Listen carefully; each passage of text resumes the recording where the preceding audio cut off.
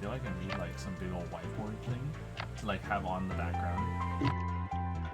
Like, here's the official tally.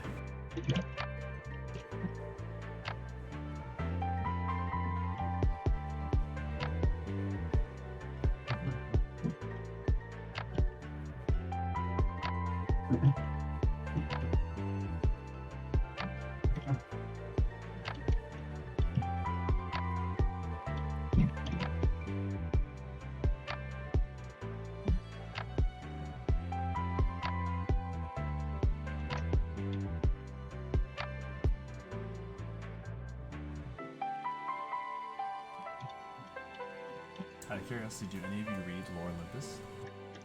No, I want to. Yes. It's so good. It's so good. What it is? Lore Olympus. Lore Olympus. Skittles got me into it. It was basically one of those things where she told me, "Oh, try it," and I'm like, "Yeah, I'll try it." Like, eventually reads the first chapter and like gives it a thorough read after like constantly being like, "Oh yeah, I'll try it." Ends up falling heavily in love with it. You just started? No. I've been like, Okay. I've been like caught up for. I caught up like as the first season was ending. Okay. So now that we're in like the sucks next. to be caught up. Yes, it does. Waiting constantly. But no, I have like multiple things a week that like do that for me. Where like, oh, I'm constantly waiting. Like I have something to look forward on Tuesdays, something to look forward on Wednesdays. So So long as I keep You feeding always have myself new things to be notified by, I will not be sad.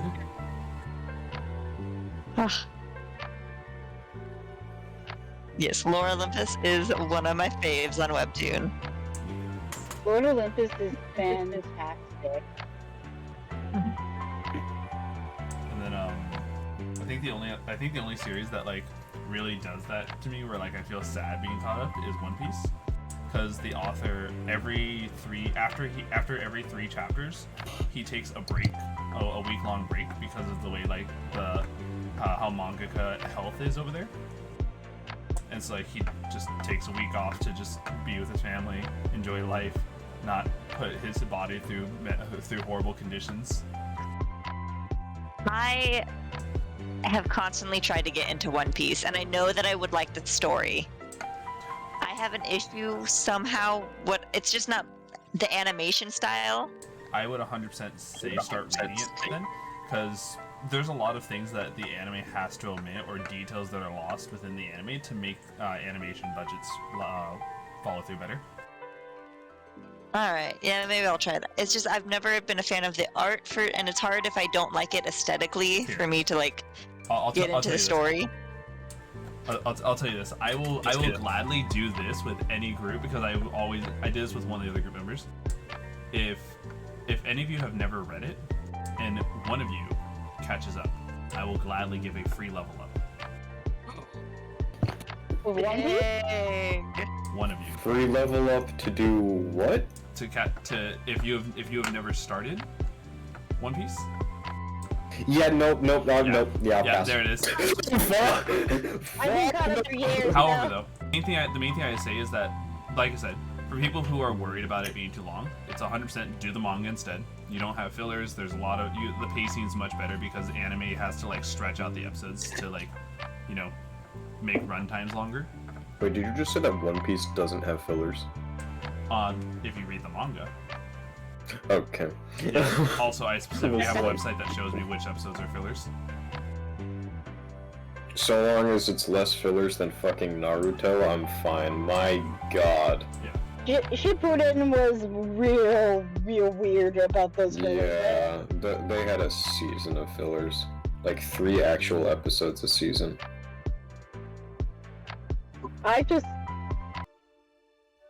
I enjoyed it, but at the same time, I was like, oh my god.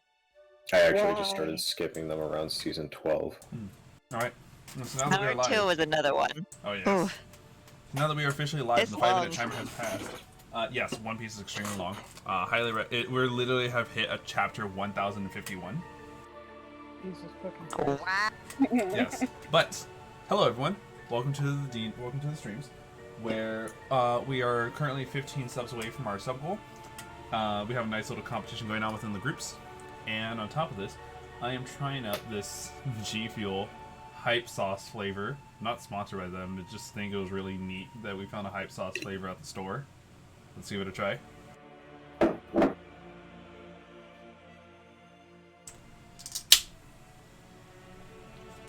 Right.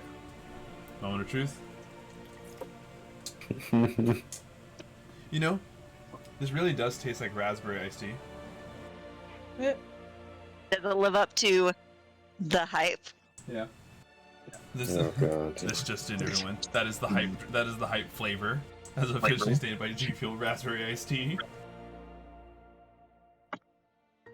So yeah. Last we left off in the Saturday group, we had a bit of progression, traveling through and now officially entering the Badlands. However, though not everything seemed right, after meeting one of the natives and one of the members of this tribe, whose adamantian style is to wear plates of adamantian rather than the intricate designs of the tribe of Rage and the more crude designs of the tribe of Joy. Here in the tribe of Sadness, we saw that this land is beautiful geode land where there's constant erosion that has happened through the control of the elements, and just this environment screams beautiful, smooth yet jagged rocky mountains. After meeting Shore and progressing a little bit further, we got to see that Shore was disheartened to look at the damage that had been wrought onto their land. And putting two and two together, our group gave a call to Dr. Andromeda, only to realize that he is definitely, doing the mad scientist thing and utilizing the resources of the land for his own purposes. And so, with a heart of gold and maybe their heart in someone else, wink wink nudge nudge, our group helps forward to go and see if they can aid this tribe. What's up? Can I please go ahead and have Isidore roll today's first encounter check? As you guys go ahead and describe downtime when you wake up. Wake up, so glad I'm not covered in sand. Just stand up, go over to my lion, start brushing him. Red would be have been up for a couple of hours at that point, so she's like, "Oh hey," and just starts making breakfast for everybody, plus her lion as well. Yo, Isidore rolled a natural 1 for the encounter check. Let's go! We're gonna make a new animal friend. Yay, Isidore! An animal. Go Isidore! So, I got something for you. Let me find this quickly.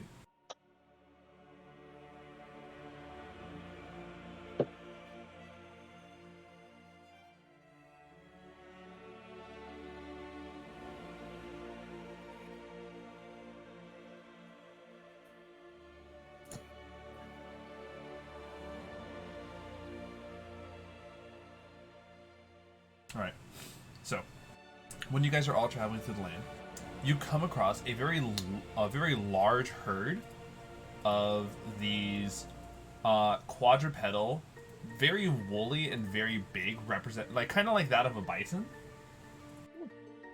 with massive spiraling ram-like horns.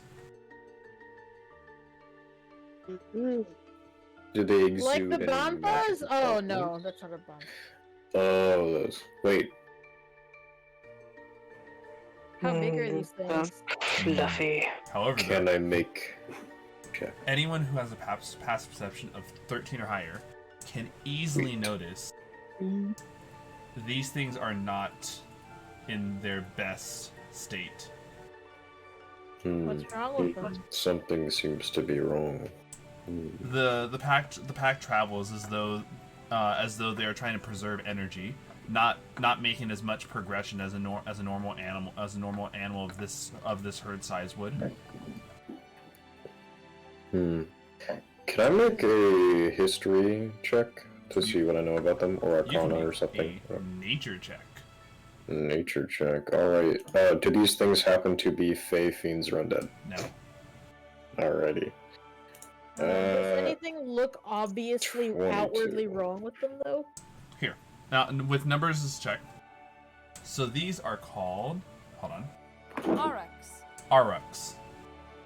Auroch are large, fierce bovine with jutting horns, and in many lands, herds of aurochs roam free, while elsewhere, orcs and humans train them from an early age to carry riders into combat. These are very large cattle-like creatures, but one thing that's interesting is that you've heard stories of their large herds. This herd looks like it's maybe half, if not a quarter, of the size of a standard herd. And Do I see any saddles no, on them? Okay. no. And on top of this, you also notice that that closer inspection of the trying to preserve energy, you see that none of them really have the body shape like they're well fed, despite being out in the wild. How far are they from us? Not too far. If you guys just go off the beaten path for even a minute, you'll probably get to them. I look around. Should we check on them, or... I'm already walking over. I could actually ask them what's wrong. I can talk to animals now. As you guys were talking, Yeah. Isidore did already progress forward. Okay, I'm following her. Alright. Following. I'll stay in the back, still mounted on Liv, Okay. which is my lion, and When just the- kind of make sure none of them shut off. When all of you approach with Isidore in the lead, the cattle takes note of it, and you can see the cattle, the herd, tries their best to enter some sort of a defensive formation, but clearly, without that much energy, some of them have just stopped in place, like they've given up, accepting whatever is coming their way. Aw, baby. Do you want me to talk to them? Yes. Is that a yes? Everyone? Yeah. Yes. Okay, so I can speak with animals, my at-will spell. We're not here to hurt you. Please, no hurt. What happened? What attacked you? No food. No food. Giant metal monster.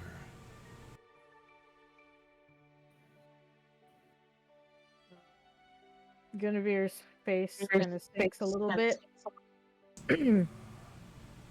They're talking about Dr. Andromeda's golems again. Giant metal monster. Eat land. No food. Do we know what these things eat?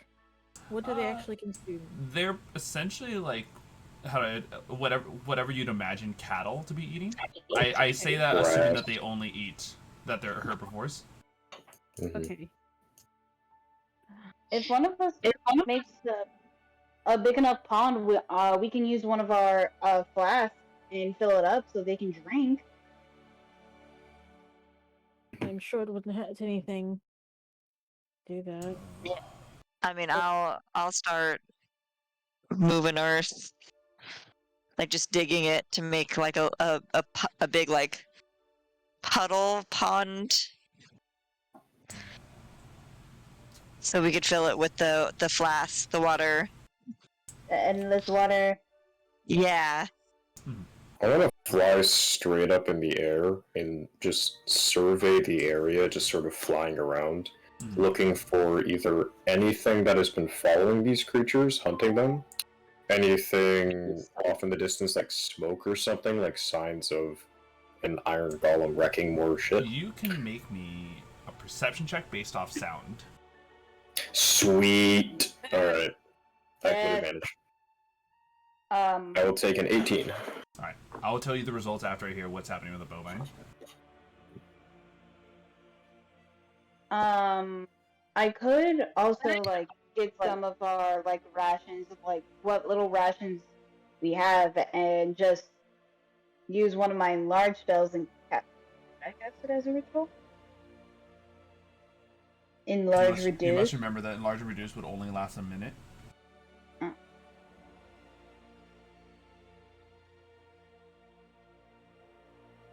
don't think any of us have anything to grow local greenery, do we?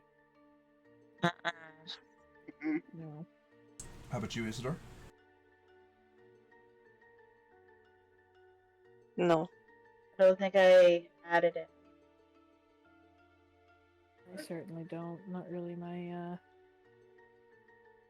my thing.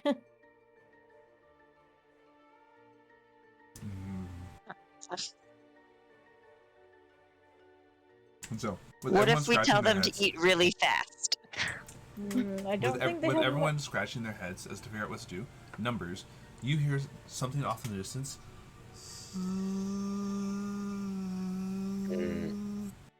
That's a Meadow? weed whacker? Is that like, am I hearing like bee sounds, like giant wasps, or is kinda that sounds like a giant an engine? like a giant metal engine. Okay.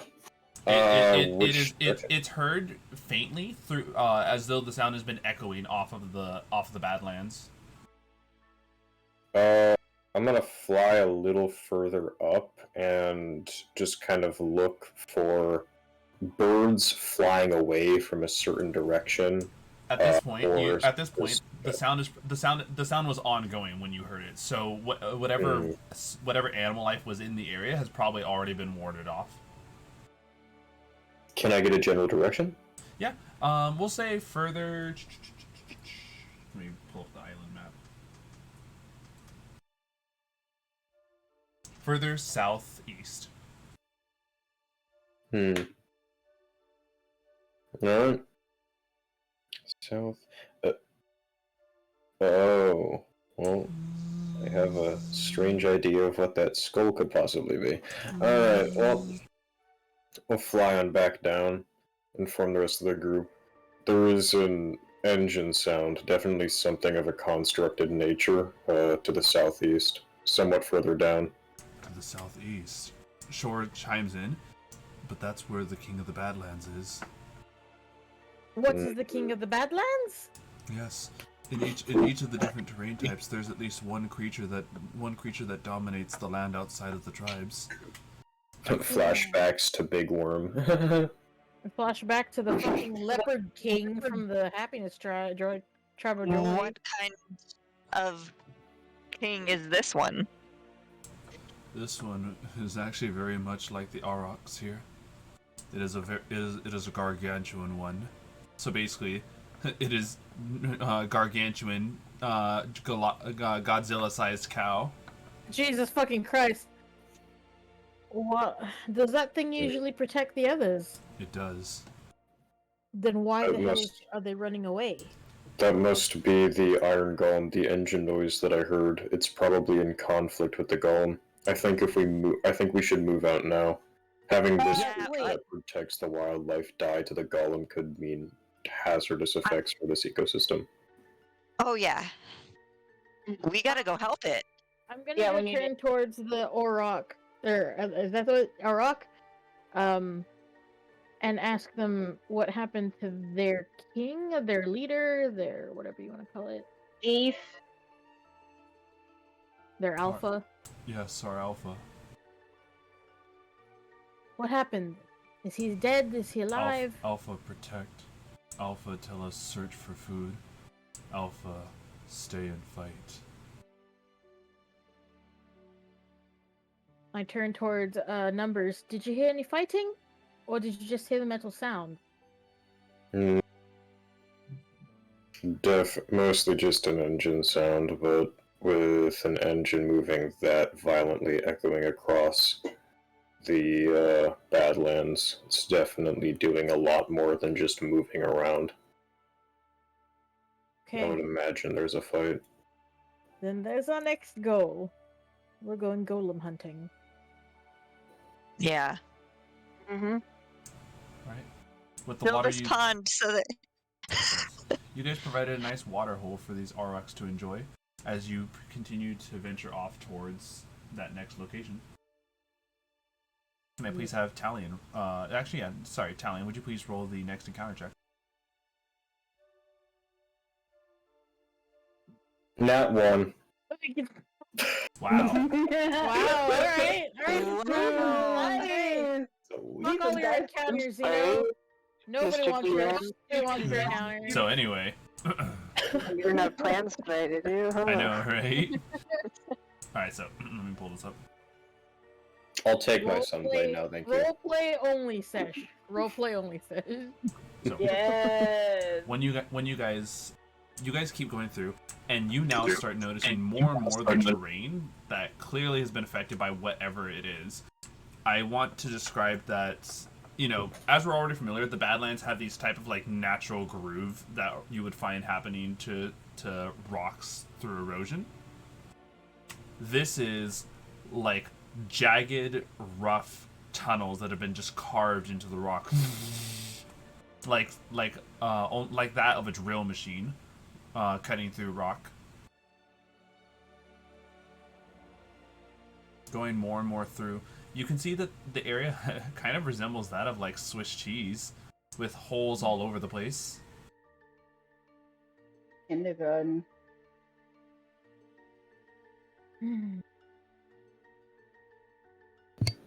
this is not like This is a the world progresses. This is not giving and taking. This is just taking. Come on, we have to keep moving. We're not going to find it by staring at what it did.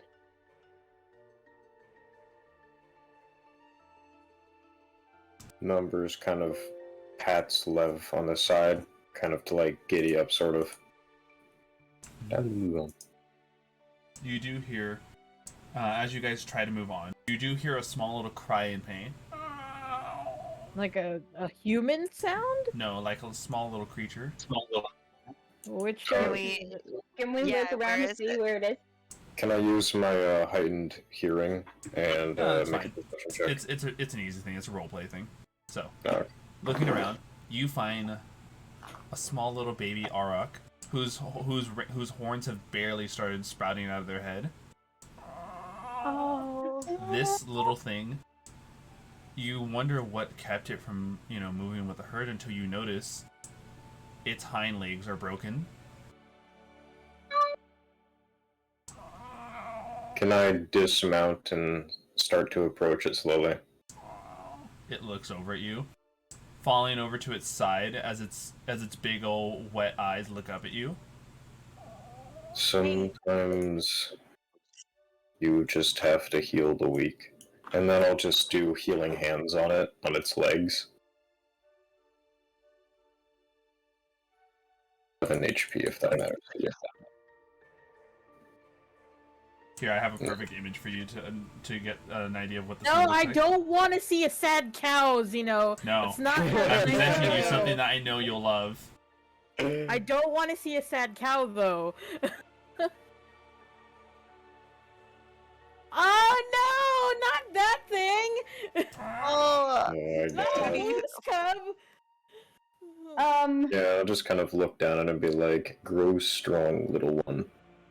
So you do not get pushed over in the future. Red is just going to give it like That's comforting weak. pats and scratches behind the ears. It accepts the scritches gleefully.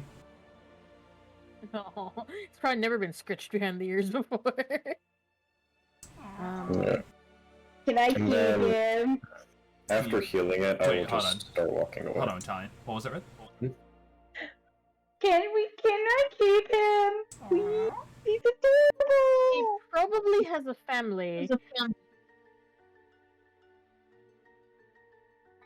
I I look back to still Red. have a potion of vitality. You're going to Can I give give a, it to... You're gonna give a monster energy drink to a kid. Its Did leg the is healing broken. hands heal his The back legs leg? are broken. It's probably exhausted. It's away from its family. Did healing hands fix its legs? No. Healing No. hands definitely will stop any sort of internal damage and will prevent it from bleeding out. But you have to understand that that's in the same equivalent as a lost limb. Mm. Magical healing doesn't mend broken limbs. Sure it does, mending. It's not an object. Slap those bones back together. You cannot objectify the creature. Watch Watch me. rude. That's rude. Watch me. What the fuck? Can Red try to make like a Interesting. splint? So remember, so that- when I hear the words, you can't just kill my character. Watch me. No, I'm kidding. Go for it. So yes, Can I just make? So sorry, Red. Go for it. Can Red just start making like a splint so that it can heal its legs properly? So go ahead and you can roll me a medicine check. Yeah.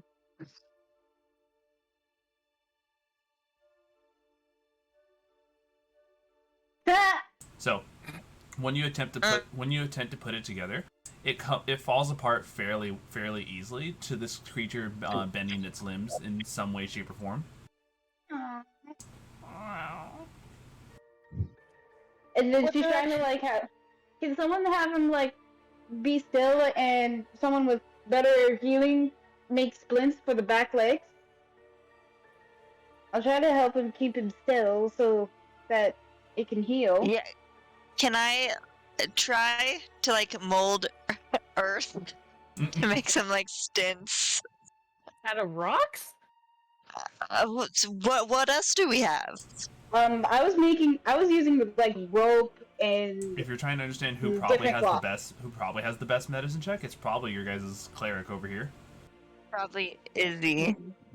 We also have a healer's kit that has all that shit in it. What I mean, would, I can what heal would- with a sword pretty hard, Isidore, but then not what would quite. you suggest as far as making making some sort of a aid to its broken legs?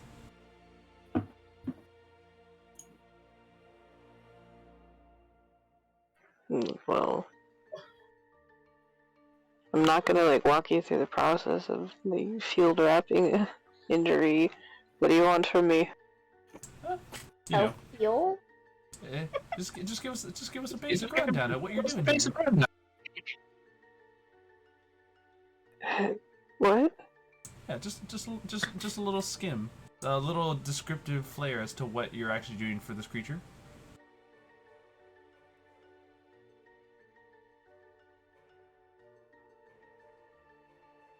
I'd rather not. I'm on push to talk right now. It's really hard to like, do Okay. things. I understand. So, could you roll me the medicine check?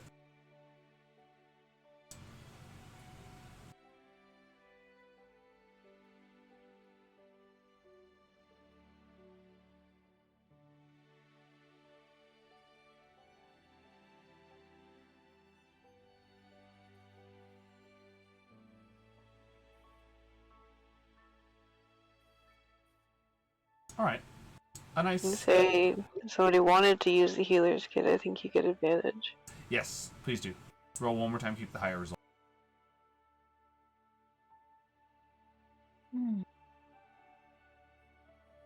Alright. With a 14 and the aid from Red, the two of you managed to help this creature by making something to help its legs in the process of healing, but it clearly still has like a bit of a stumble when it walks. Baby. Which way did your family go, little one? You guys encountered them a day earlier. It's pretty far away to be traveling in the Badlands to find its family, let alone in its condition.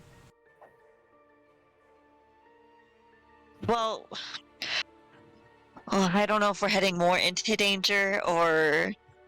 We're most likely heading. I mean, we definitely are, but like that's where the king is. So we might just want to bring him with us. That's what I was thinking. Yeah. We're headed to the king anyway. And he's Pebble's gonna take off her vest and like wrap the little baby in her vest. Alright.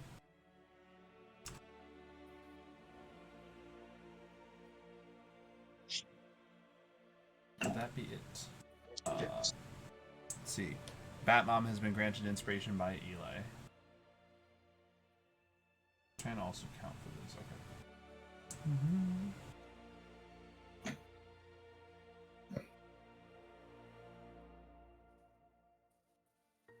Alright, I think I have this all set up.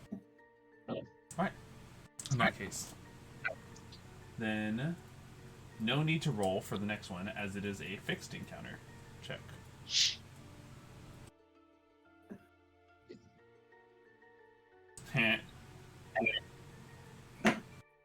Look at it's a clown now. Why is Buggy in here? Yes. Alright. So, more and more of the land is clearly torn apart, and the noise that Numbers had only heard faintly is now abruptly loud,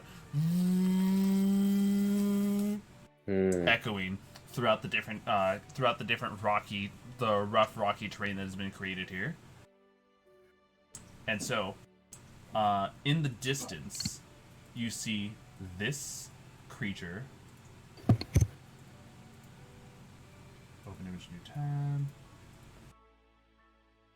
Jutting out from one of the rocky slopes later up ahead. Oh boy! Oh my God! What? Oh no! Fuck! It is a mechanical purple worm with grinders for teeth. Does it look like it's using like a magical core? You don't know. Can I make No, a nature check? No. This is no nature check, good sir. Yeah. And in case you wonder, this is not Fey, Fiend, or Elemental. Are you sure? It kind of looks like a fiend to me. I think we should just roll with it. As it dives back down, crushing through more earth, clearly making just clearly destroying more of the land. Does it look like a... Do I see a big cowboy anywhere? No, but you do see parts of him. A little over here. Ah, well, a little he over dead. there. I'm gonna go ahead and just cover up the little one's eyes. Oh Like, no. probably shouldn't show that. Do we see the king at all anywhere? Yeah, like, pieces. Oh. Well, Oh boy. Well, to stop the devastation, I think we do need to stop this machine somehow. Yeah. if it managed to take down a gargantuan creature, how much better do you think we will fare? I mean, look at it. This is basically the worm we already fought, but made of metal. And when I look at this metal, does this look like adamantine? Yes. Fuck. If it has a magical core, I could just cast a spell to dispel the magic, making it powered down. And if it's not a magical core? Then we're all Heat fucked. metal. Well, it hasn't seen us yet, yeah. Yeah, it clearly has Really? some directive that is not involving you guys. Plus, I I wish mentioned it was in the to distance. quietly observe it. I want to fly up and look around for any other living creature in the vicinity, or something that looks to maybe control it, or Sure. anything along the line. Sure. When you guys hold back and decide to do your search around, kind of observe it, see its mannerisms, and see if there's anything else involving this, you may all make me a perception check with advantage. Sweet. Oh, thank God, with advantage. 21. 24! Sweet.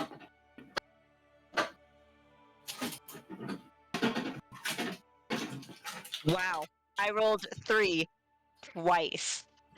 So 5. Ah! Oh. The fucking dice rolls are chaotic today. Mine will be from an aerial view, if that makes any difference. No, for flavor-wise, I'll help you out with that, but hold on, let me get this story. Yeah.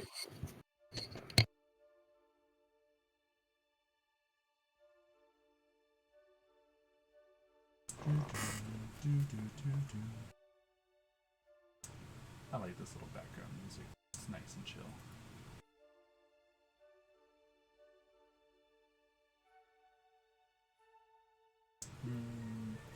I hate trying to find a specific look that does not exist, because apparently Badlands are not a common terrain type to be exploring in.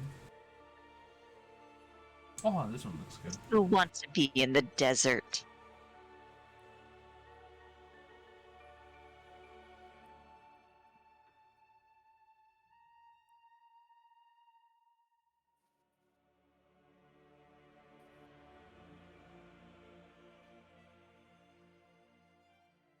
Oh, I forgot that those things were in the corner.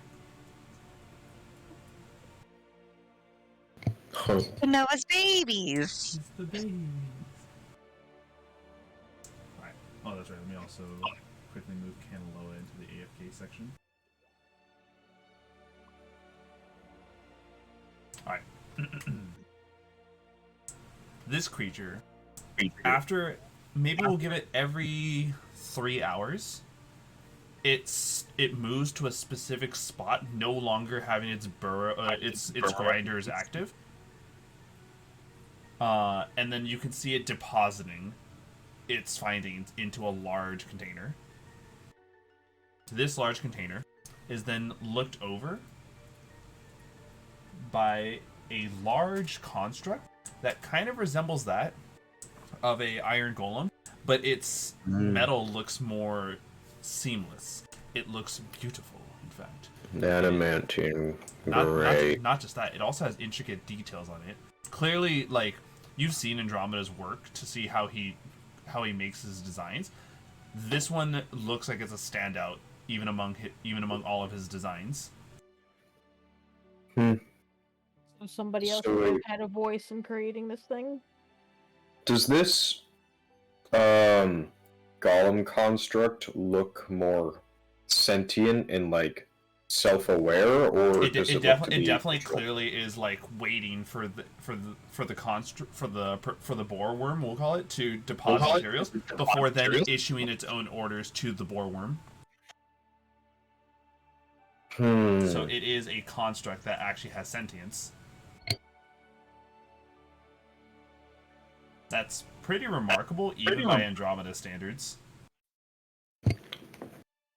In this container that stuff is being deposited into, is it like a container that funnels into somewhere, or is it just like the back of a truck waiting to be taken off? Kind of like a back of a truck.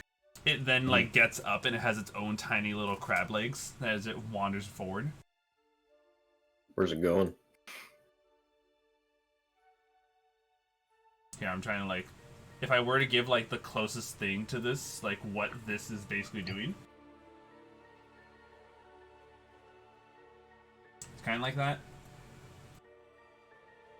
Just like a big old container on whatever this thing's back is. Yeah. It goes further east. I'm gonna follow it from the sky. Yeah, okay. As you begin to follow it, the construct looks over at you, very obviously flying in the sky. Can I go upwards towards the clouds? Are there clouds? Better question. You begin flying upwards to try to evade this thing's line of sight. That is, and just when you make it above the cloud line, so it can't see you and you can't see it, the four of you notice this thing, Iron Man pose, and start thrusting upwards towards the sky. Yo, what the fuck?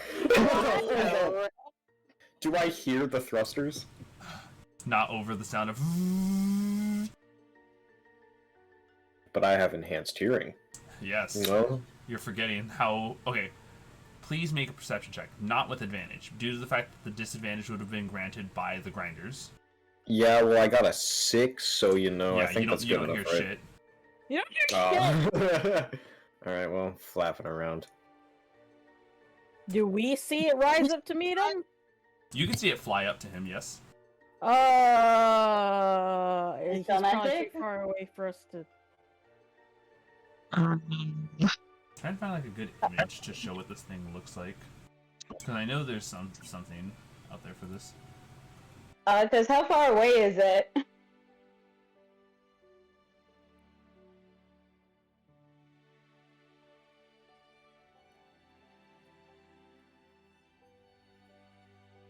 Oh no.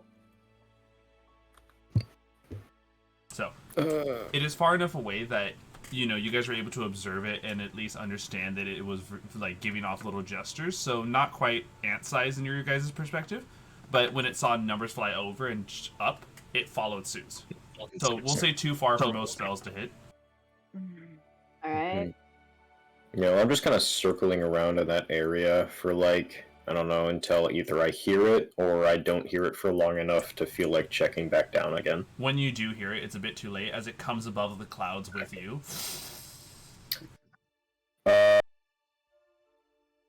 Dash, fly away. My flying speed is 40 feet default.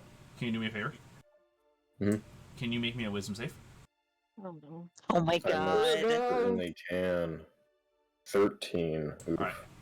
So, can you guys tell me, how high up do you think the clouds are? Roughly About 1,000 1,000 feet. Yeah, we'll say that. Oh no, Roughly no, like no, 5 no. feet, 10 feet, perhaps. You are paralyzed and begin plummeting downwards. Shit! It is Oh, no. after Oh my falling God. after falling a good 50 feet, you all see numbers begin falling through the clouds. But oh, he's finally flying. It's at this moment you realize he's not moving as he's flying. He's just plummeting. So I got a question, right? Oh, So, roughly speaking, I fall like how many feet a turn? 60 feet. Alright, so if I fall 60 feet a turn, is this one of those checks that I can remake at the start of each round? Let me take a look.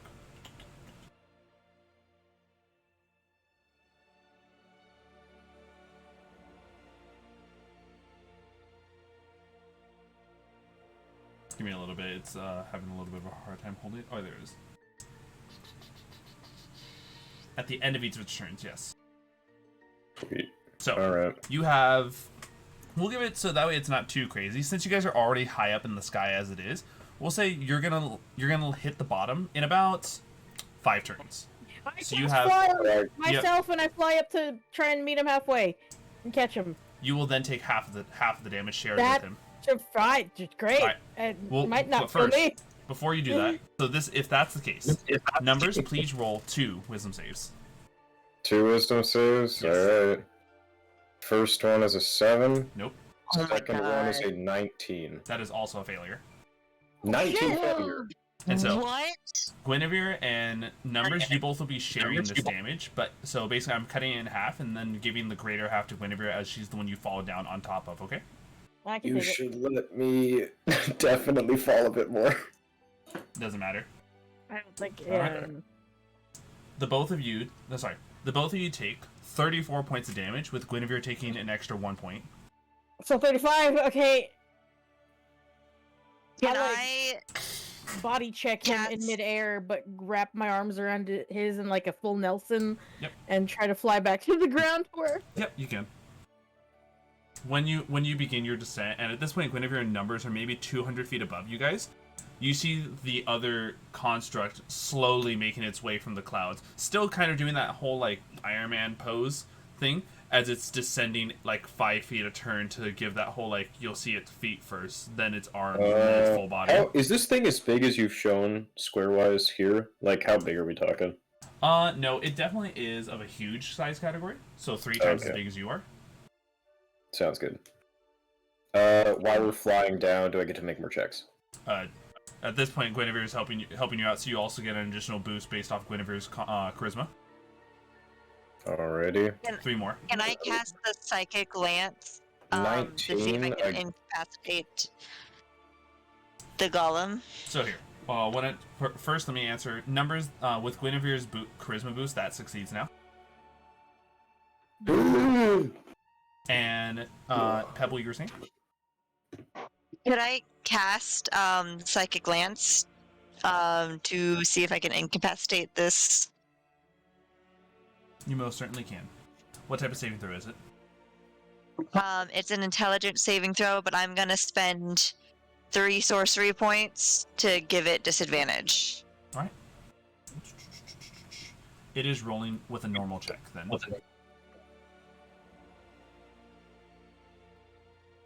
It's okay. It's intelligent saving throw.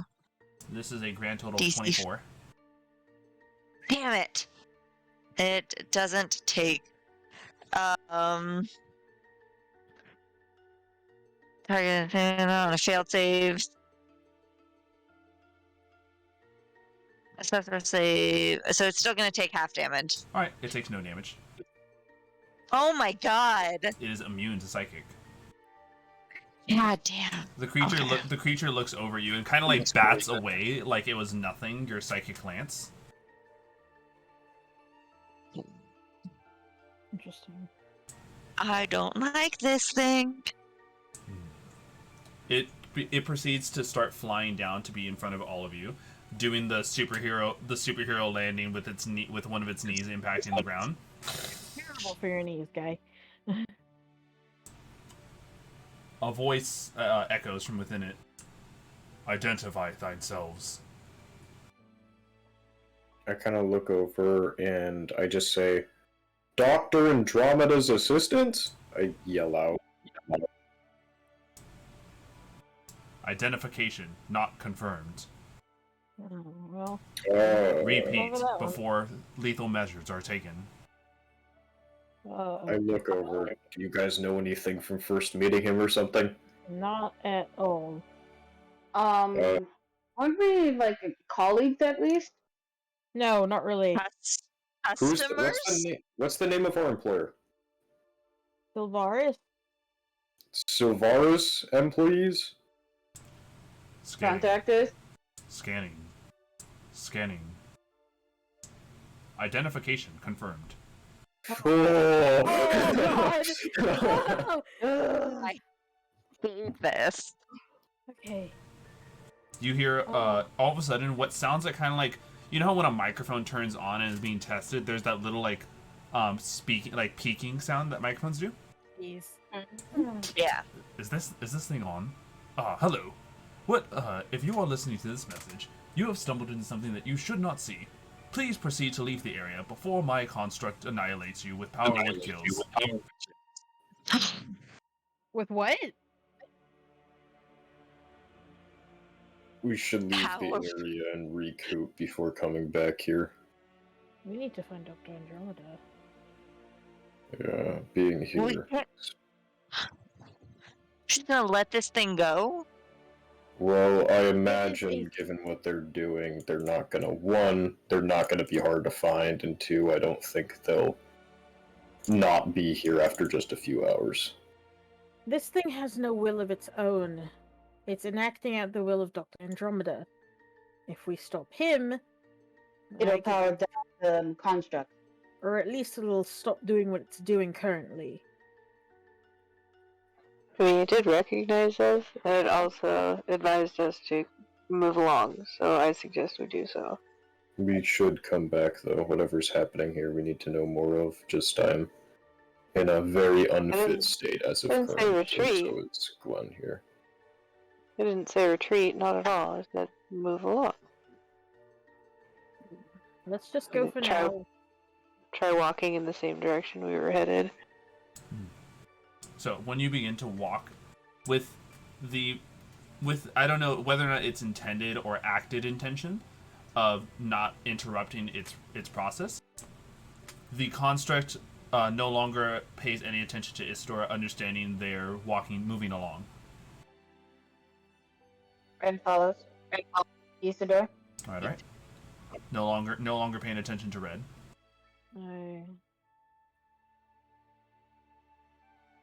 I kind of clasp Talion, or sorry, numbers on the shoulder. Come on. Let's go for now. Just for now.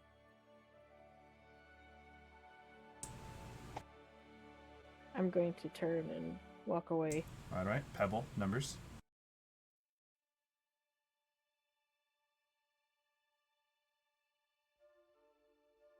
Oh, I hate this. Pebble starts crying and turns and walks away. Shore, as you're walking away, Shore grips your hand tightly. Oh. What are we doing? We're waiting to fight another day, but we will. We will be back to settle the matter. This isn't the last time we've seen this thing, and the next time we see it, it's not going to be a thing anymore. Shore looks over. Or I was over like 2 seconds to grab something. Shore looks up at the construct, looks back at Pebble, and then he looks forward, saying, "I trust you," and proceeds to move on. Don't do this to me. Numbers. So far, everyone else has moved on. Yeah, I am 100% following suit, moving on. Alright. Thank you for cooperating.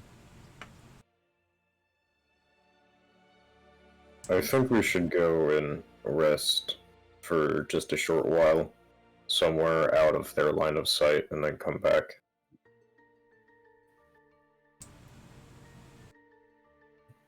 I think we should go Is find there- Dr. Andromeda and wherever he's hiding.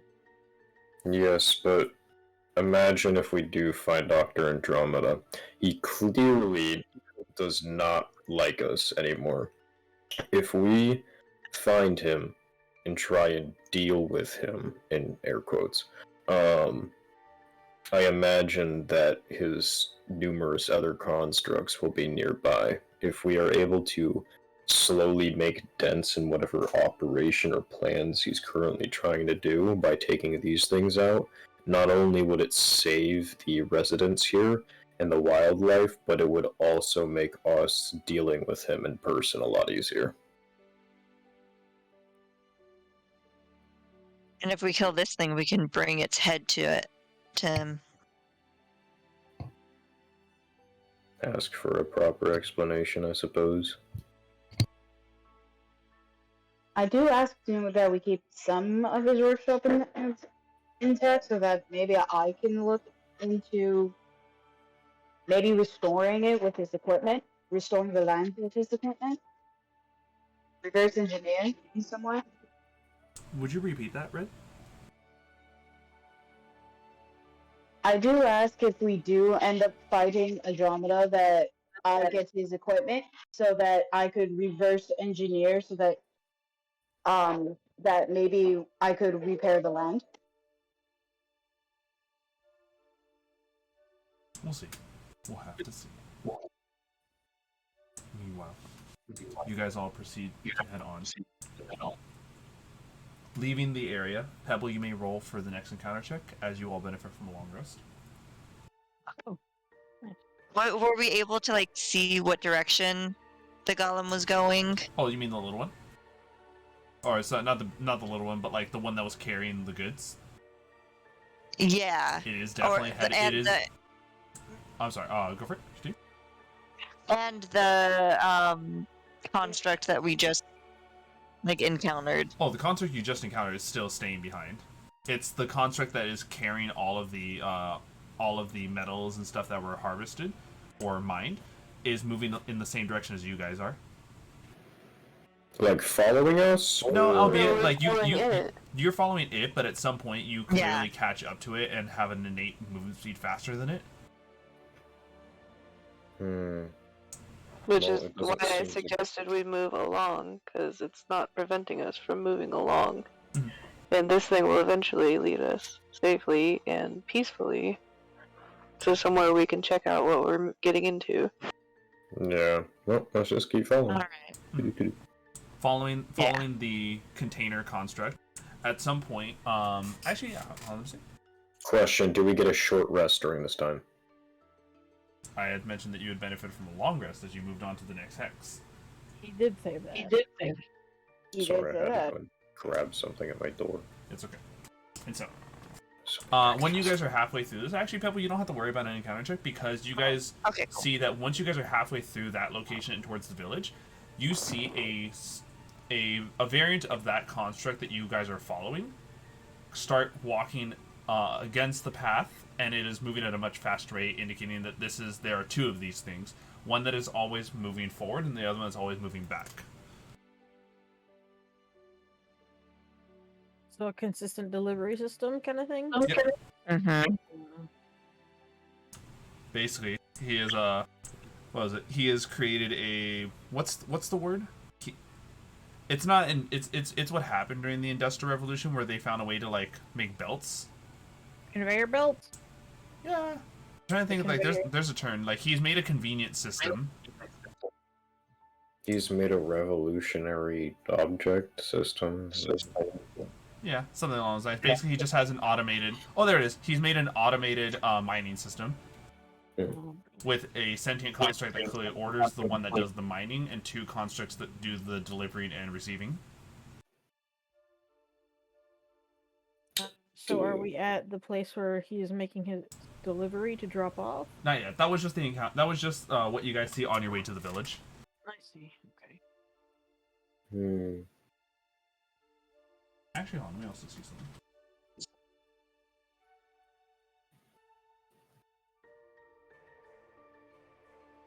Alright, so, moving on. You guys finally made it to the village, where here you can see two things. One of which is an intricate, beautiful village built within the Badlands. These people very much clearly not constructing and taking from the land, but building into it. If you guys have ever seen, I'm trying to. I know the show bases it off of a real thing in life, but in Avatar: Last Airbender, when they visit the other air temple that's built into the side of into the side of the cavern, or the side of the ravine. Yes. Let me find an image for this.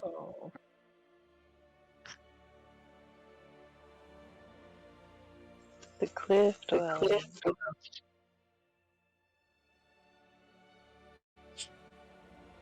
Here we go. Yes. Finding the image for this. This is the same one where Sparky Boom Man. Yes. Yeah. Sparky Boom Man.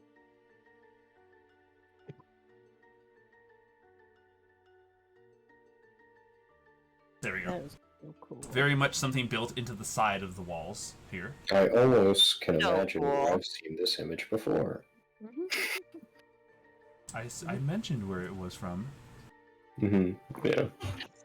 And so, you see that. And then on top of it, you see the huge, large, extremely industrialized factory that is on top of that cliff.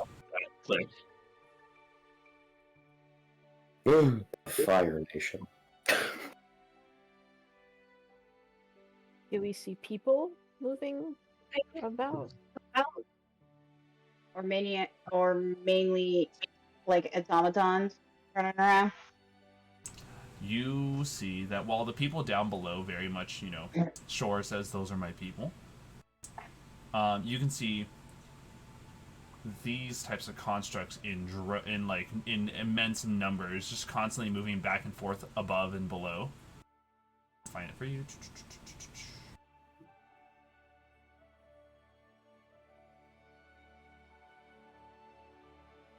Oh, wait, it's supposed to be right here.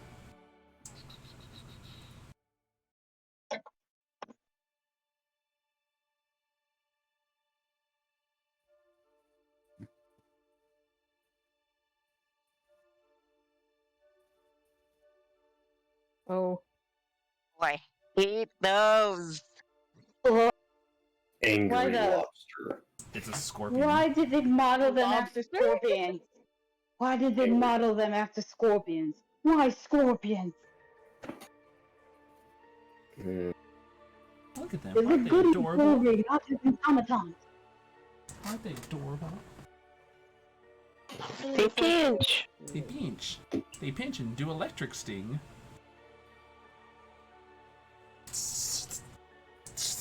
I have no idea how to approach this. Yeah. Of course, they haven't electrified the stinger. So, luckily enough, you guys are on the opposite side of this. Hence, that's how it explains why you're able to see it all. And you see a type of we'll give it like it was a natural bridge that connects the two sides of the cliff. But hovering over towards you guys, in a literal flying metal saucer, is Dr. Andromeda, no longer needing the aid of his constructs to carry him. This is like a flat disc that he stands upon. I'm going to hybrid Hello. shift in case. Hello and welcome over. As you can see, progress is wonderful here. Look at the land. Thriving with all of these rare minerals that we are able to utilize for all of our ingenious magic items. Which, speaking of which, look at that. I'm able to make them in as many as you want. Hey! Come down. I'm not coming No. down there. Especially when you talk to me like that. Numbers. Now, growling only gets you worse. Otherwise, I'll have to make a shock collar. No, I can seriously make that.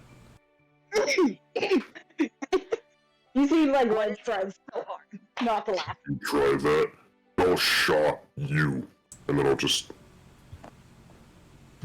I forgot my stream was done. And then I'll just make my claws spark with lightning. Oh, is this hostility I'm sensing? Depends on how you act. Depends on Dr. how. Andromeda, can you I humbly request that you come down so that we can talk. And respectfully, I will decline after seeing that freak on a leash. What is he on?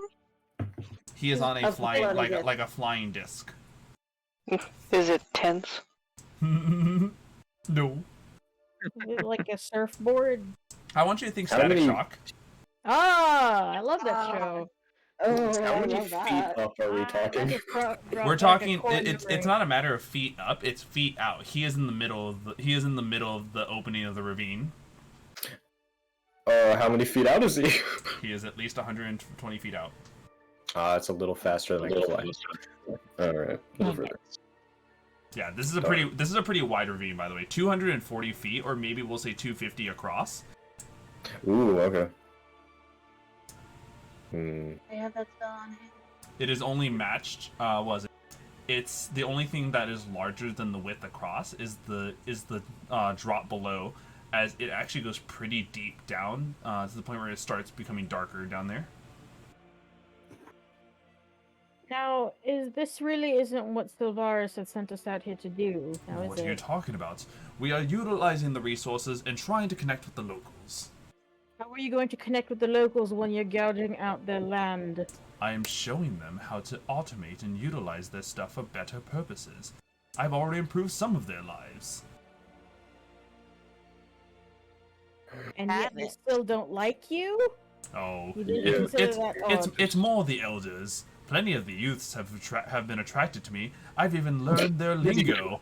Isn't that very nice? You said he's how far away? 120 feet. So The kids say my work is Snakestorm is pretty 150. hoggers. It is indeed, Isidore. And if he fails, he falls prone over that ravine. Yeah, he's on top of a flying saucer, though. Uh-huh. And yes, I've learned as what the kids say, based, and I dab on my enemies. I think I need a break. Look, I even made him this, and he showcases like an adamantine fidget spinner. I hate everything. I question my entire life. Numbers looks in confusion. So is this human lingo? Snap my fingers in front of his face. Stop. Focus. Focus. Perhaps you guys would like some. He tosses, he uses a clearly whatever magical augment he has going on underneath the cloak to toss the fidget spinners 120 feet towards you guys. They are on the floor Throw in it front back of you. at him. Excuse Numbers me. gonna grab one. What? Those were very intricate little toys. They're clear. Why would you throw it, Pebble? What is wrong with you? What's wrong with me? What's wrong with you? You like toys, but you're taking away people's livelihood, people's land, people's living. Oh, And see, technically, you're also I wouldn't destroying call it ecosystems taking as it well. away. I am improving it. Look at the youth. They have never been more energetic and so full of life. You're Can not I improving see something if them things have anywhere? holes in it. Is he actually pointing to some youths, or is he just like rambling on about No, nothing? so you can so anyone who actually looks about can actually notice that there's clearly a divide amongst the people. There are those that are dressed differently. There are those that are utilizing the tools that Dr. Andromeda has provided, and then there are those that are clearly dressed in their more traditional manner, like shore, and those that clearly shun themselves away from those who have moved on to Dr. Andromeda's side. Dr. Andromeda, you're also destroying the ecosystem as you keep going willy-nilly about stripping land for resources. That area wasn't even being utilized by the people. It was utilized by some big cow, and now it's gone. You do realize this is an island Yes, that and is a lot smaller than the planet, which yes, means there's an end. I am fully aware. That's why we are making sure to utilize the resources to our best of our abilities. And what if what the island's makeup is like 90% usable materials? Then what? Well, then we move on. Clearly, you don't understand that we I can, get it. with this. Oh, I get it. It's a non-renewable resource, and you're here to take all of it before somebody else does. exactly. See, and on top of this, imagine if this gets a hold in the hands of someone dangerous, Like you? like Ooh. me. Like you. Excuse me. I am not a danger. You are. You said you just killed a protector of this land. A big dumb cow. A creature that was warding off an entire area from the locals that they were never able to utilize. In fact, they were terrified of it. Because it was preserving that space for its people. No. You know, we're not exactly We don't exactly have clean hands here, guys. Yes. Yeah, we don't. After all, I look look at you down all. at my You all are hands. Oh, dear. you all have been abusing and utilizing things that I've given you. How else would you have survived that desert without my tools? The very tools that were constructed, by the way, from that thing's horns. Huh? Oh, you mean Sort the of. water? Yes. I sort of look around and I'm like, so this is what they call human evolution. Yes, very. Simply would have made my own water. But then how would you deal with such dangers without my devices to help enhance your combat prowesses? I look at the thing that I have, and I'm like, I don't have anything that you gave me, and I was doing just fine. Well, then Numbers you is just gonna clearly, shift out of hybrid. well, then you just clearly need more aid. There's something in your life that can be improved, something that can always be evolved. You know what could be improved? The whole fucking vibe.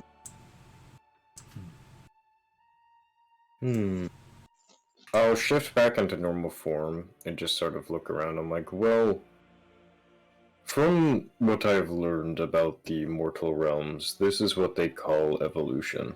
Humans going through different spouts of industrialized progress at the expense of the environment or other civilizations. Yeah, which eventually And leads to myself, collapse. and I'm gonna like just kind of sheath the sword that I had drawn in my hand. Do not care. I have been sent down to this plane to observe, and now to do a job, and stopping human evolution's natural process is not my place. And there we go. Someone, another one like Isidore who gets it. But this isn't his to progress. This isn't his land. Is he human? Shore clutches your head and thanks you, Pebble. Thank you, but that man scares me. Look what he has on against my people.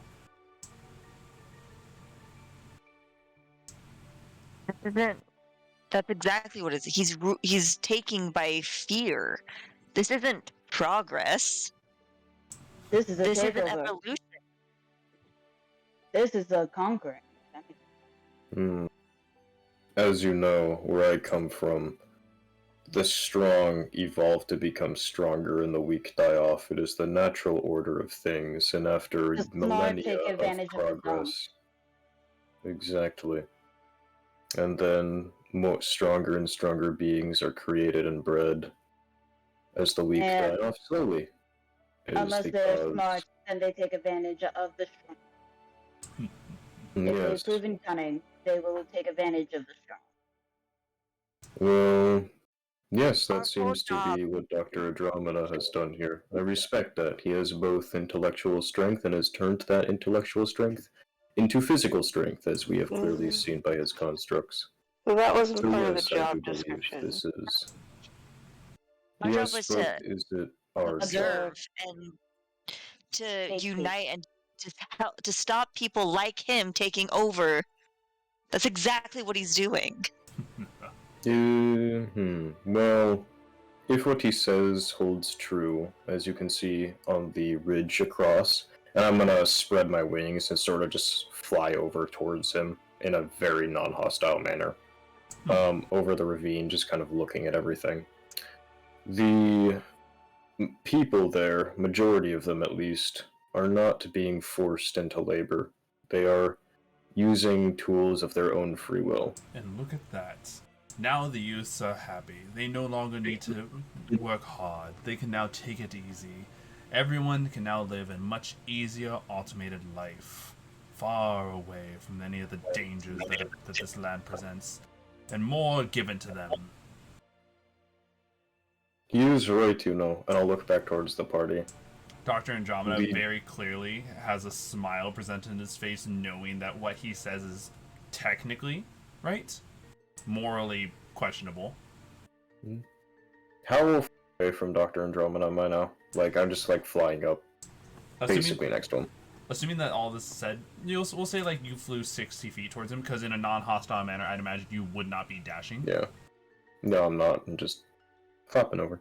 Yeah. I am looking down below the ravine to see if I see anything else like interesting. I'm just curious. There's definitely a lot more of the construct, clearly meandering throughout the town, providing aid to some of the people. Though a lot of the older generations doesn't like this, and even there are still definitely some youths that clearly aren't on his side. And how do I put this? It is a. I think we made this joke last time, right? Where it's like the Onceler effect, where like technically there are people who are benefiting from this, and then there are people who are knowing what actually is the price of progress. Yeah. Just The because entire that is like concept of the progress for the sake of progress is inherently evil. Yeah. If you And do that is going progress for the sake of improving the lives of this people, this land, this environment, be able to stand by that. But since you're not doing that, I'm not doing that. What do you mean? Red is how have you going to. improved this land? I've improved this land by being able to utilize it for our sakes. We now have access to materials that would make us easier to defend against those that we plan to protect this island from. And on top of this, look at this. All of these constructs providing protection to these people. My As I head. keep flying over, I'll turn around while still flying towards him and just be like, he is right, you know, we have ventured across and around this entire island. The stuff that we have had to face has been deadly at least. And see, and at this point, Numbers, you're now like close enough to him that if you really wanted to, maybe we'll say like 15 feet away. See, this is someone who gets it. This is someone who understands what it means to progress. This is someone who understands what it is to be on the side that is correct.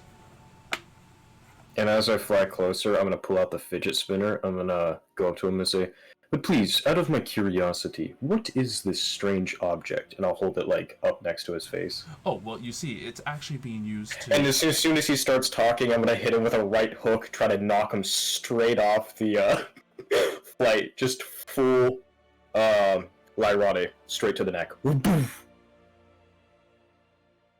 Oh god. Full force. The doctor succeeds in his deck save and is clinging onto the disc. What the Reddit. I'm gonna Red is cast going Dispel to magic on the cast disc. Yeah! one at a time, guys. Red is going to cast Fly on herself and is going to dash to, looks like saving Dr. Andromeda, like going to like help him. Here, hold, and then you said? Who? Huh? I think Guinevere or someone said something else? Or no? Yes, I wanted to cast Dispel magic on the disc. What is the range of Dispel Magic? 120 feet. Alright, Yep. so you cast Dispel Magic onto the disc, causing it to no longer maintain its magical properties as it starts falling with Dr. Andromeda, loosening his grip due to the fact that it's no longer a stable object. Oh yeah, by the way, when I hit him upside the neck, I branded him as well. Yeah. So, And you didn't hear me saying Red is going to dash forward and cast Fly on herself and is going to try and catch Dr. Andromeda. Like help him. I'm gonna go and fly in front of her and just use my look like- mask to hold her back. Looks Well, like, if it looks like it, it's gonna look like that to me. yeah. so are Yeah. you guys pretending to do the whole, oh no? Yeah. Okay. No need for rolls. It is roleplay after all. Yeah. And she's going to use the message cantrip, 2 numbers saying, I'm going to use burning hands on him, letting me catch him. I'll still fly like I'm trying to stop her, but like way slower. Here, Oh no, no need missed. for it. And so, Dr. Andromeda falls and falls and falls into the ravine. Does Red manage to catch him? I thought you were being held back by numbers. Well, no, Huh? she said she used message to tell me that she's gonna hit him with burning hands. Okay. So I just started flying to stop her, quote unquote, but just so slow that Right. oh no, I Remember missed. that in order to catch someone, you do have to have your hands occupied. and Burning Hands requires a specific formation of your hands to activate it.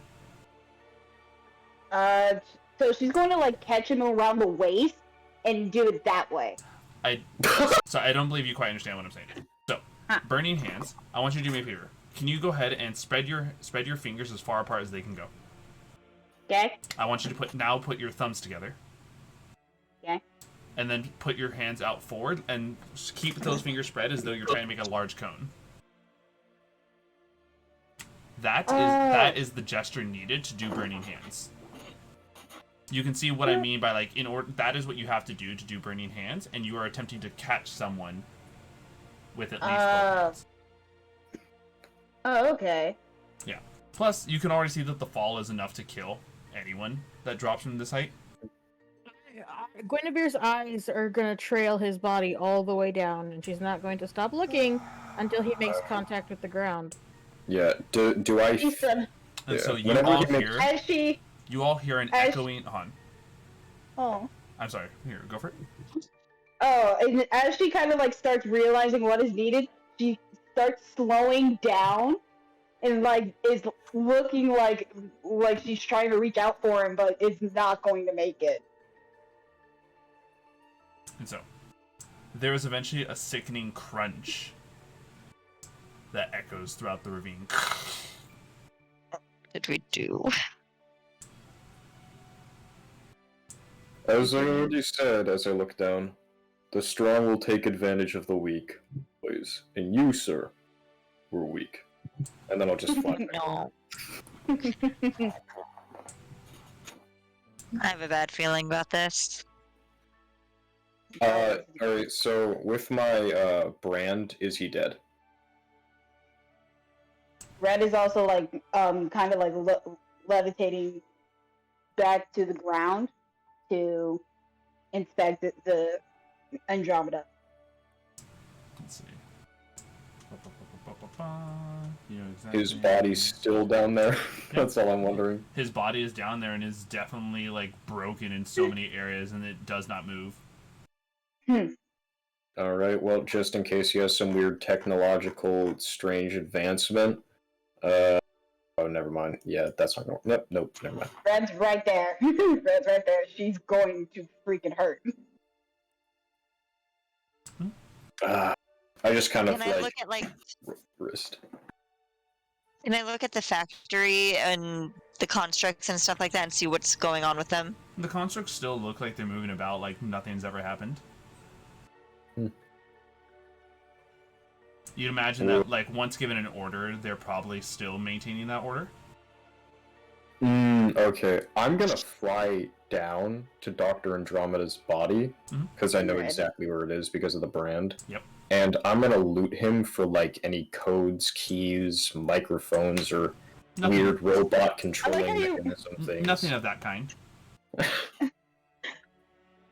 He probably wouldn't even have that on him. He would probably have that in his office. Who knows? Oh, but what if he was just commanding them by his, like, his verbal? Yes. What does he have on him? Let me give you that. He had fancy clothes. Yeah. I have Disgusting. Pretty few rations. Look like he liked to snack on some things as he was kind of going about. Can we take that? Imperial mix. No weapons. And maybe a set of Tinkerer's tools. Set of what? Set of Tinkerer's tools. Mine now. I'll just hand them to Red, who's down there with me. Sorry. Yes. Guinevere, Pebble, and Isidore. What do the three of you think being up here on the cliff? He just fucked up. No, I don't think. I mean, I was kind of contemplating doing the same thing to him, just less dramatic. Right, but we could have threatened him somehow.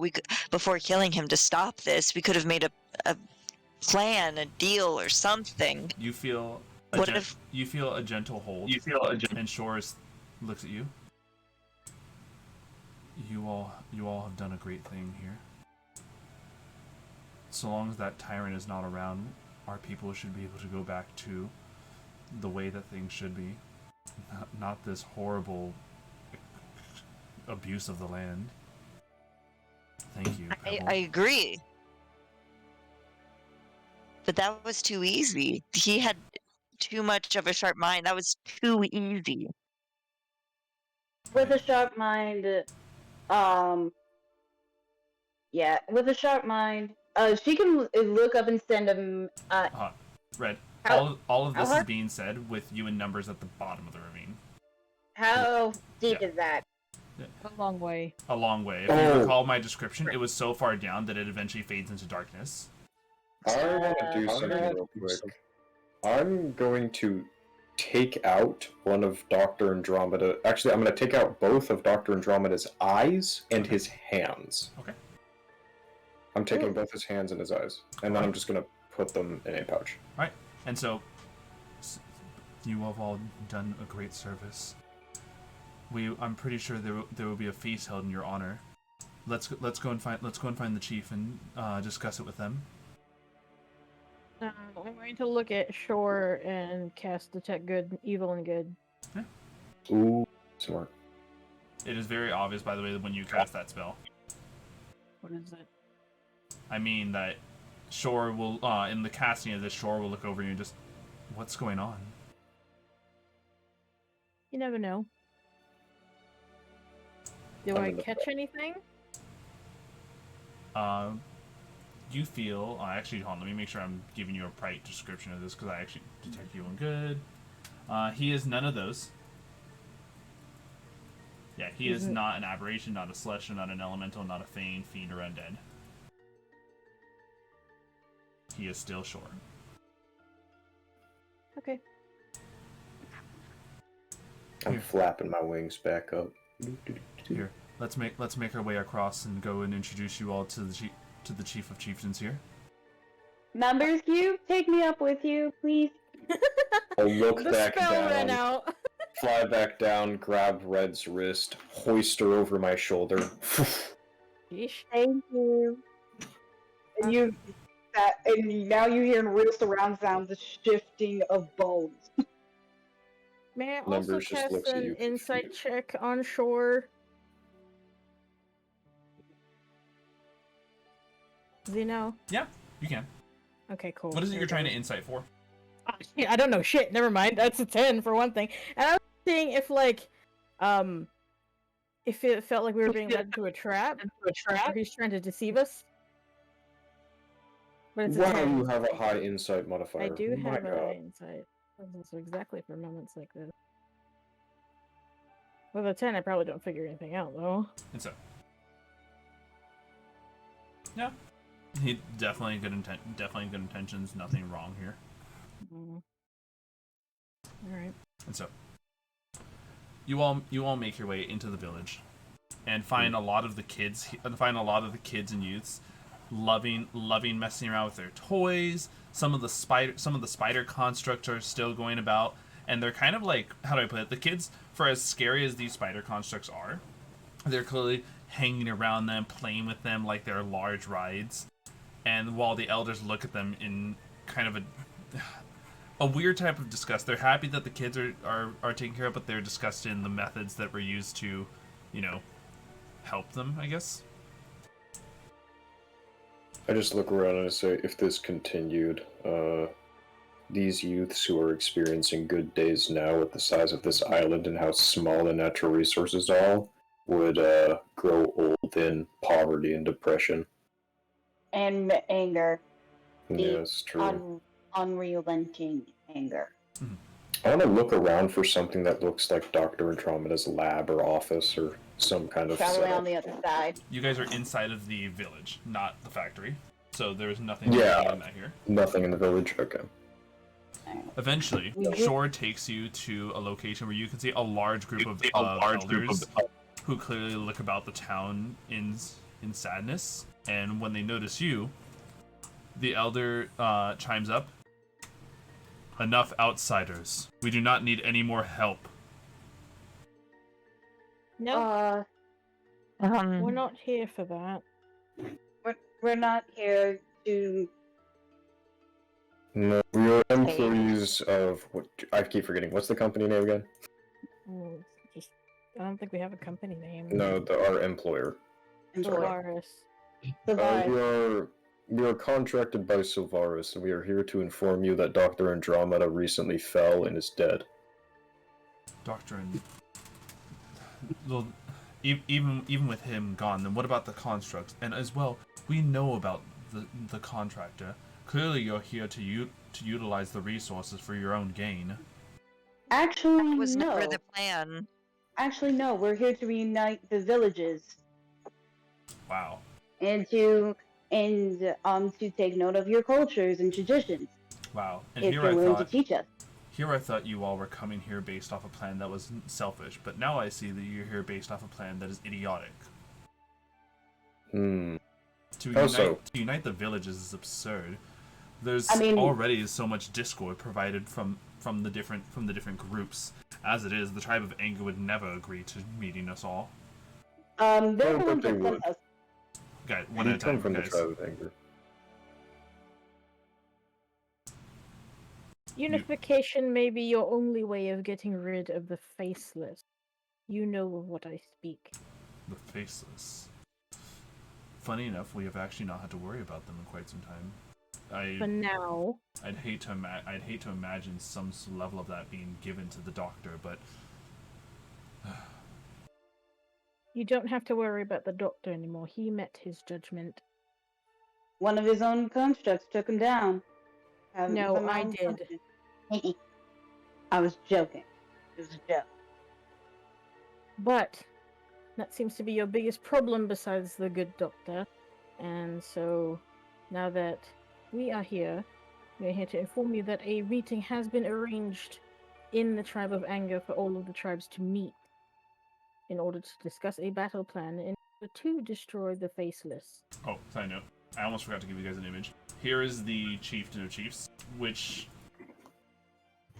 Ta-da! He's beautiful! He's pretty! As it is. So what are the Tribe of Anger's demands then, if they want to actually work together? Nothing so far. He did want something. Well, He wanted, yeah. he wanted the portal that connected our worlds to be posted at his village. Ha ha ha! See, there it is. The selfishness of the Tribe of Anger, putting themselves as the leaders of our kind. Yet they're the ones who are always the ones who are quick to fight. I facepalm. They did say, however, that it was negotiable. They are willing to cede over the portal rights if other demands can be met. Of course, that is how negotiations work, and nothing is set in stone. They are quite flexible, as they do wish for peace, just like the rest of the tribes. Mm-hmm.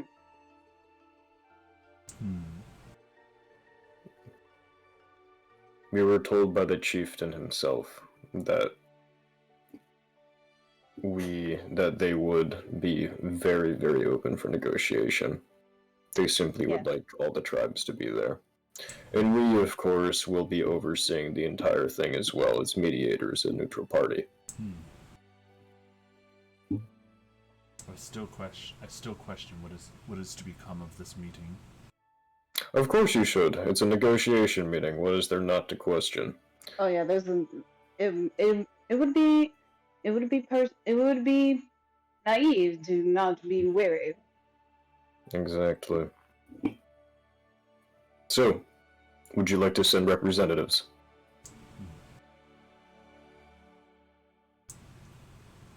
Looks like you already have a good representative for us. Sure. I know you from one of the tribes. It looks like you are in good relations with these people. Stay with them. Sure, you all see while Shore does give it is an honor to be doing the work for you. There's clearly a soft smile that grows upon his face hearing that he gets to stay with you all longer.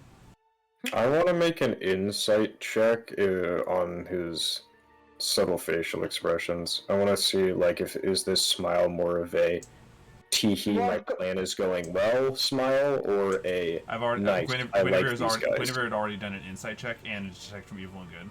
It is not necessary to do an additional insight check. Can I do an insight check to see if it's more because, yay, I get to spend more time with Pebble, or That's probably exactly what it is, actually. That's fairly obvious.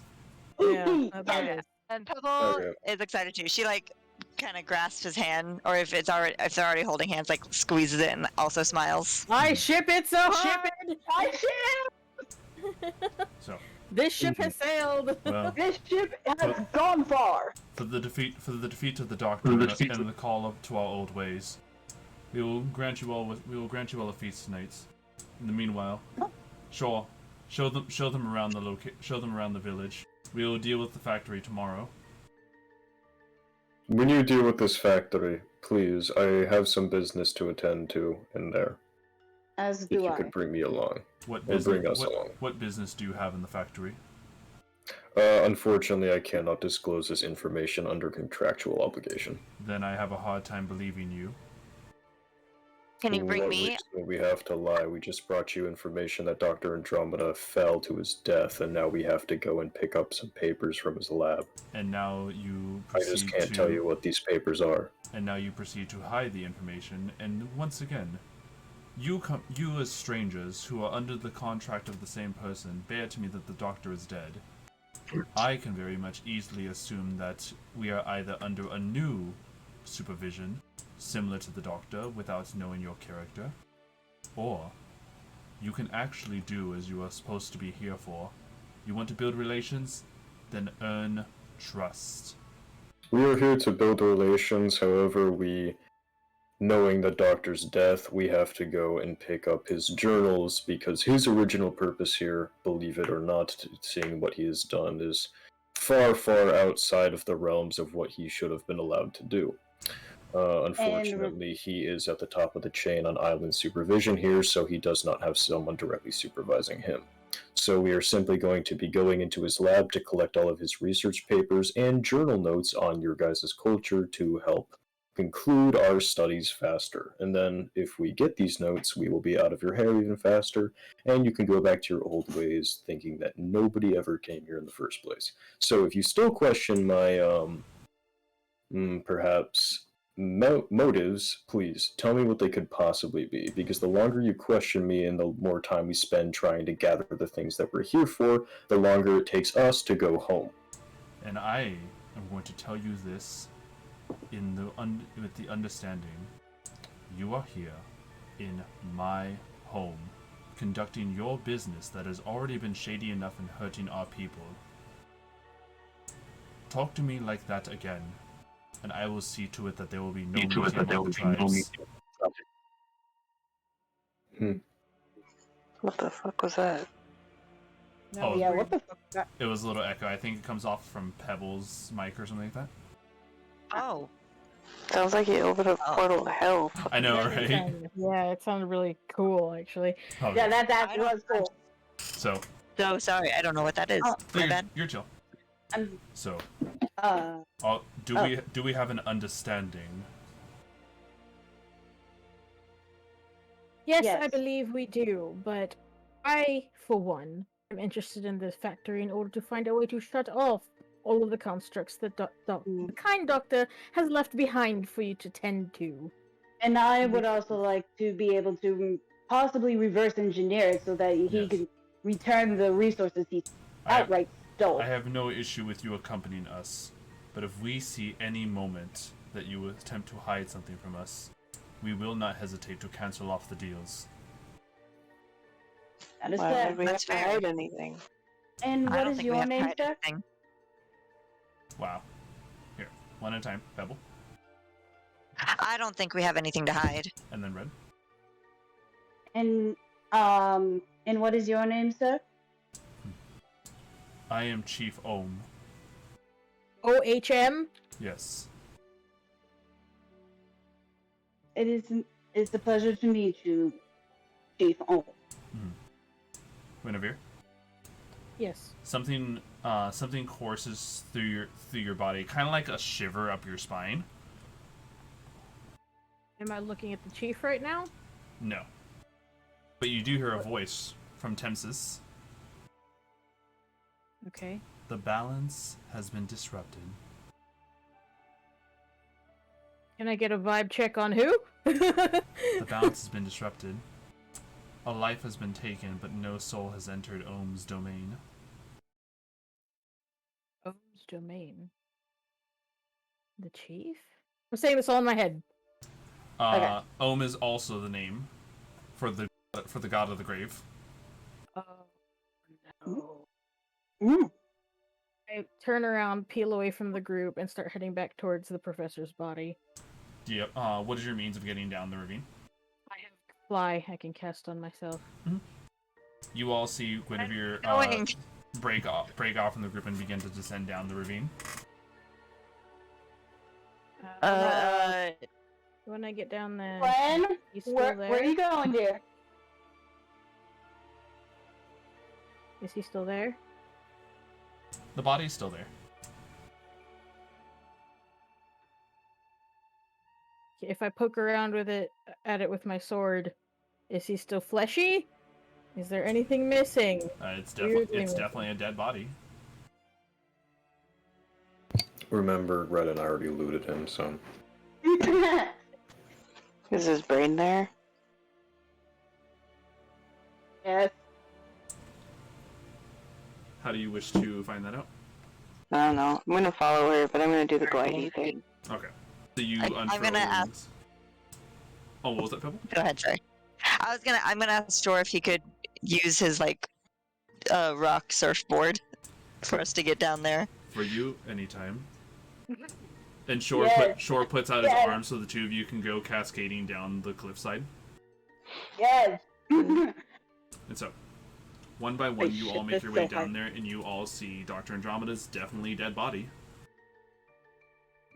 I would like to autopsy it. Sure. And by autopsy, I mean smash it with a hammer to see if everything's supposed to be where it's supposed to be. Yep. You smash it with the hammer!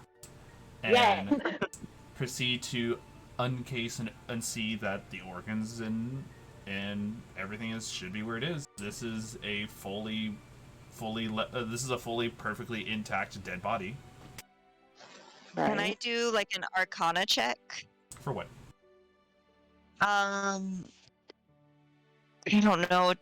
Just See if his soul's see if removed. yeah, If he has see if a his seal, soul is. any seals. So I can give you this. Rather than an Arcana check for that, you can see if there's an Arcana check for anything of that nature that exists. Yeah, I'll do that. You may all roll an Arcana check for this. Can I specifically do it, on his hands and eyes that I have? That will not give you an advantage. It is still just a normal check. Yeah, that's fine. I on to the really just want back. to see if, his eyes or hands, which are commonly used in industrial things, have any markings on them. So here's my Arcana. Nope. Let's go 11. Just visually, there's no markings on them. And the only one I'm missing is Red and Isidore's Arcana checks.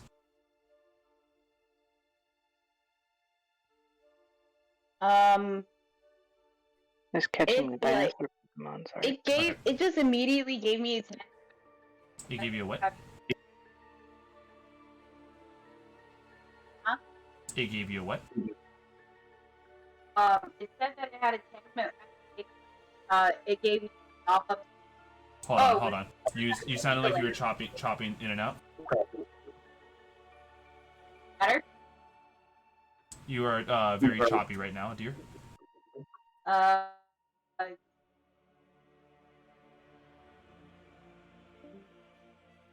Boom. Boom. Boom.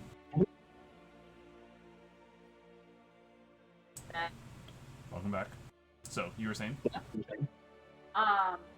So dice. When I rolled the dice, it had a technical error, but it gave me. I'll just go ahead and reroll.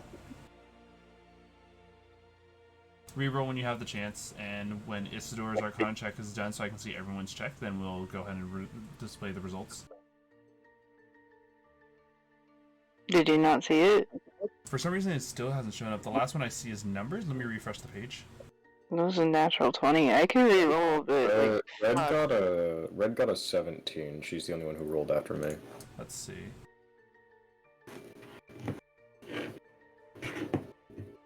By the way, I know skills. I'll just go ahead and so 17, 15, 24. So yes, everyone but numbers knows this. There is such a thing as technology that allows one soul to move on to a new body. However, though, for anyone who got a 20 or above, there is something that's far worse. There was the markings that were on the previous construct, the extremely powerful one you had saw.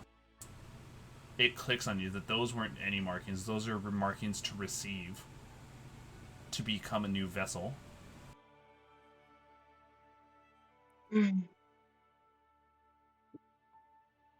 Dr. Andromeda his physical body is now dead, but his mind is now placed in the body of an extremely powerful construct. I just made him stronger. Mm-hmm. Oh god. We made It's almost like he came here with no weapons, clearly not wanting to die, but very willing to pass on. I cast Eldritch Blast on the body. You cast and what? I do it again, and I do it again. Eldritch Blast. And then I do it again, and then I do it again, and I keep doing it. Over and over and over till the body is completely torn apart and nothing remains of it. Red immediately Numbers is goes just still back looking to the confused. Okay, hold on. Once again, numbers, one at a time. Red was speaking. Red is immediately going to inform Olm of, but now, kind of bad news that we're going to have to deal with. So we'll need that. Yeah. I'm assuming that is what's said when you actually get back up there, because all of this is being done at the bottom of the ravine. Numbers, you were saying? Yep. Numbers? Numbers is just wandering around looking confused still. He's like, what are you all doing? Okay. What That's about all. Isidore, Pebble? Your thoughts? I have frustration, wanting to talk to Chief, and confusion. You know, a traditional numbers emote reason. Pretty much. Yep. Pebble watches Gwen destroying this body and just like, gosh, Pebbles is pissed. Pebble's mad. Red is just running. Pebble smash? Pebble Smash? Pebble Smash? Pebble kill. Pebble smash. So. Shore looking confused. What seems to be the issue?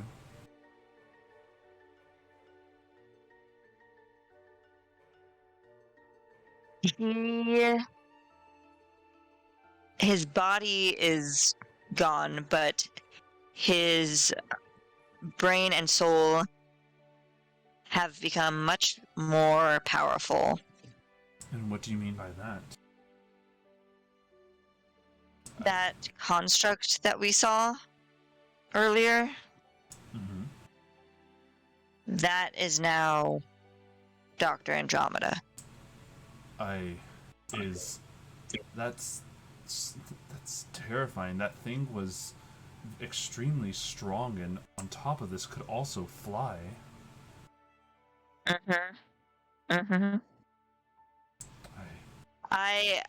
Pebble's gonna just like smack Number's head like a doofus. Cool.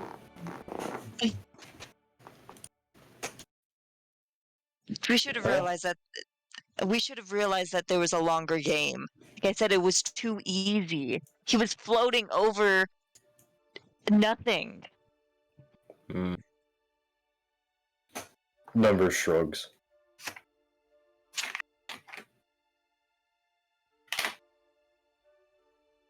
Things happen.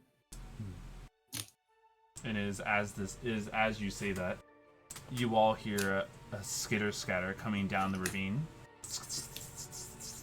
Things happen. shrug as I look up. And so,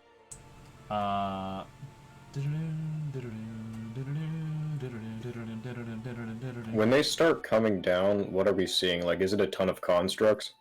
it is a ton of constructs. In fact, it's not just any ton, it is specifically a good squadron of the scorpion-looking ones. I'm gonna hybrid shift when I start to see them come down. Let's see. Actually, hold on, let me make sure I fix that. Because apparently those are actually much stronger than I thought. So not a whole drone, but we'll say a squad of 4. This is maybe like a good quarter of what was actually available. Like what was overall seen. As they scale their way down the ravine. Can I please have you all roll me some initiative? Oh, is Red just gonna come back with Chief Almond saying, "Yo"? All of this would have been done before you had gone up there. Oh shit. As they're coming down, how much time do you think I would have to, like, prep stuff before we actually have to go into initiative? No, it is... The reason I'm telling you this is because it is happening now. Oh, okay.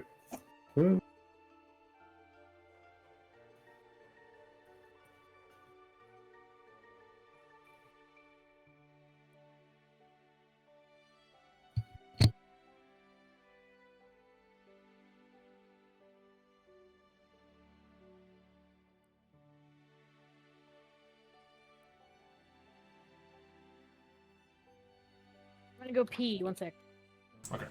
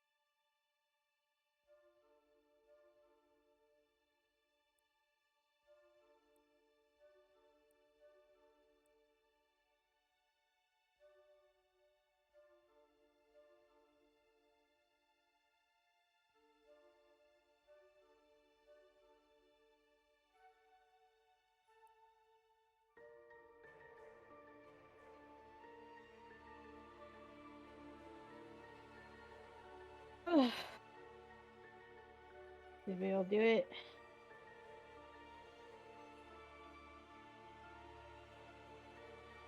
Yeah, while you were gone, we killed all of them. Sweet!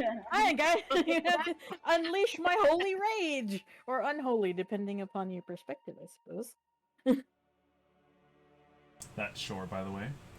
Very important thing for the combat, obviously. I like how he's another shade of blue. Very cute. Well, you know what they say. He is blue, dabba dee, dabba die. Stop, please. I'm begging you, man. Like, I like you a lot. Please don't do this to me.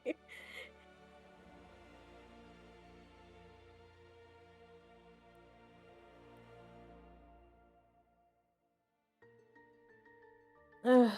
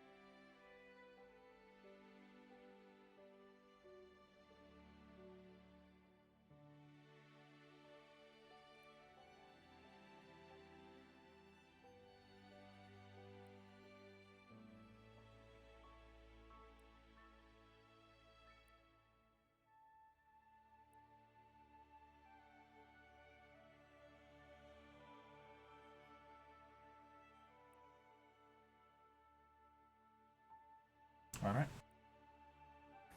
Let me go ahead and now. Very nice. Isidore and Guinevere tying for initiative. For once, I'm not roll shit initiative. Like, holy. Can I have Isidore and Guinevere decide which of you two wants to be the first one? I have an ambuscade turn. Yeah, so... I was going to say she goes Okay. first anyway, so go ahead and give her an extra turn. Okay. Mm-hmm. That is perfectly fine by me. All right. Let me go ahead and quickly get us some of this nice little combat music. Isidore, what would just because I'm pretty sure I know what it's going to be, what would be your first ambuscade action?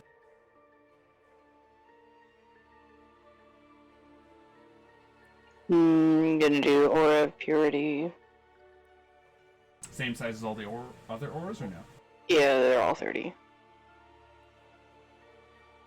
That one gives us immunity or resistance to conditions and advantage on saving throws, I think. I'll have to check, hold on. Anybody else D&D Beyond just being a complete fucking dickhole right now? No, mine's doing okay. Mine's You guys good. have little beer tab? Sorry. Starships for me to fly.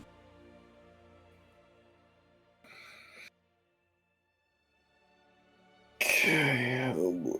And these things are adamantine, it looks like, right? Yes. Alrighty. Everything in this game, if you haven't noticed, this entire campaign has a lot of adamantine themed stuff. Weird. Mm. That surely couldn't have been on purpose. I know, right? No longer will crits be allowed. I'm kidding. Nah, I don't care about the crits, I just want to make sure that I'm dealing non-half damage. And then dynamite. All right, there you go. Skittles just told me what it is exactly.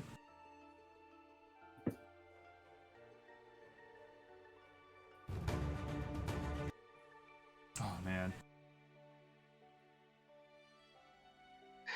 I'm gonna restart my shit, I'll be right back.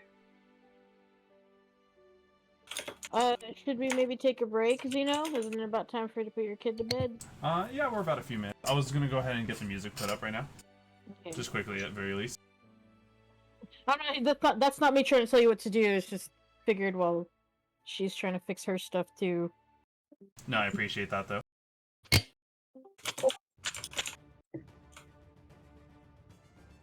Ooh, this combat music though. No, seriously. Like Michael Gelfi nails it out of the park with almost every single combat music he makes. Just every music he makes. Oh man. I hope you guys like combat, because this is there's gonna be a lot of it coming up right now. Oh good. What are these things? They're just giant scorpions, right? Giant electric scorpions. Look at them do electric jazz hands with their claws. Electric jazz hands.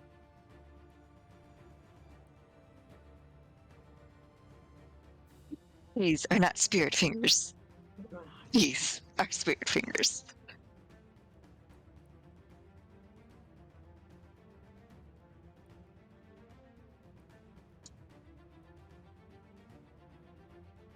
Right. So, that is correct. In fact, we are about to go into the intermission. We're just a little minute behind. You know what? This is a good time because right now we're on like a little like everything's set up now. We're waiting for combat. But yeah, everyone, don't forget. Of course, we are 15 subs away from our sub goal being completed.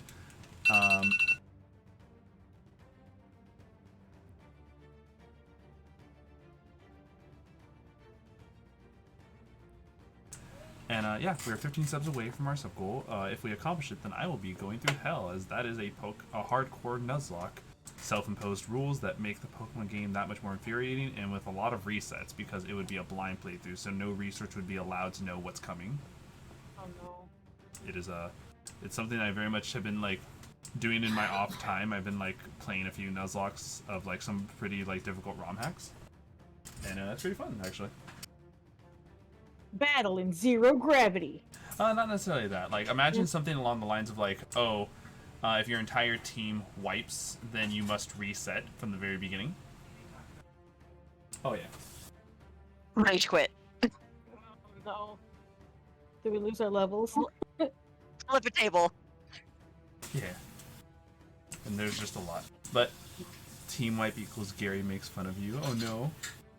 But here, we're gonna go ahead and we are now officially at the time. So chat, we'll be back after the intermission. And when we come back, we will immediately be jumping into combat with numbers leading us after Isidore's ambuscade turn. Oh Yep. my god. Alright, What be right back. nice. I totally do not actually regret smushing that guy like a fucking bug. That was kind of funny to me, actually. I regret that don't one regret. little I bit. was looking at all of my spells to see if I could drop him as well. Same. It was just too easy. Well, yeah, but I feel like it would have. If we had killed him later, it would still have happened anyway. I feel know. like it wouldn't have mattered whether we had just squashed him like that then, or we found out later after getting information out of him, if we had even gotten anything useful out of him. I can be kind of I intimidating, know. but I haven't had a chance to utilize that step of my character yet.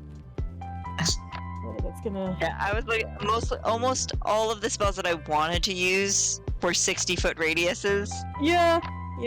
and I was like, When he- "Oh, dang whenever- it!" Yeah, whenever he said 120 feet, I looked at Dispel Magic at third level, and I was like, huh, 120 feet should say. Yep. You don't say. That's the exact distance, huh? But also, like, we killed him. It just I hate him too. It just seemed wrong. The way we did it. With him Sure. not, like, fighting us. Oh no, of course, but it's like it's kind of like no matter what your political views are, kind of like suicide Yeah. by cop, you know. Yeah, Cops gotta defend themselves too. They've got families. it's the moral dilemma of if you could shoot Hitler. Right, as a baby, would you? Yeah. Yeah. No. Gwen's logic was the dude already done fucked up in my book, and he is presenting more arguments to the fact that his intentions overall will not be good and wholesome for citizens of this here island. So he was I already also dead. fully thought that we lost numbers. I was like, numbers is going to the bad side, to the dark side. Oh. I don't know what to do.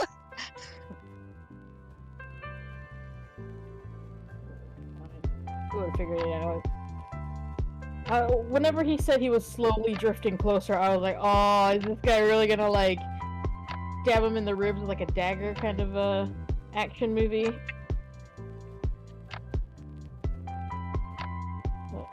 Oh. Food. Have fun, go eat. Yep.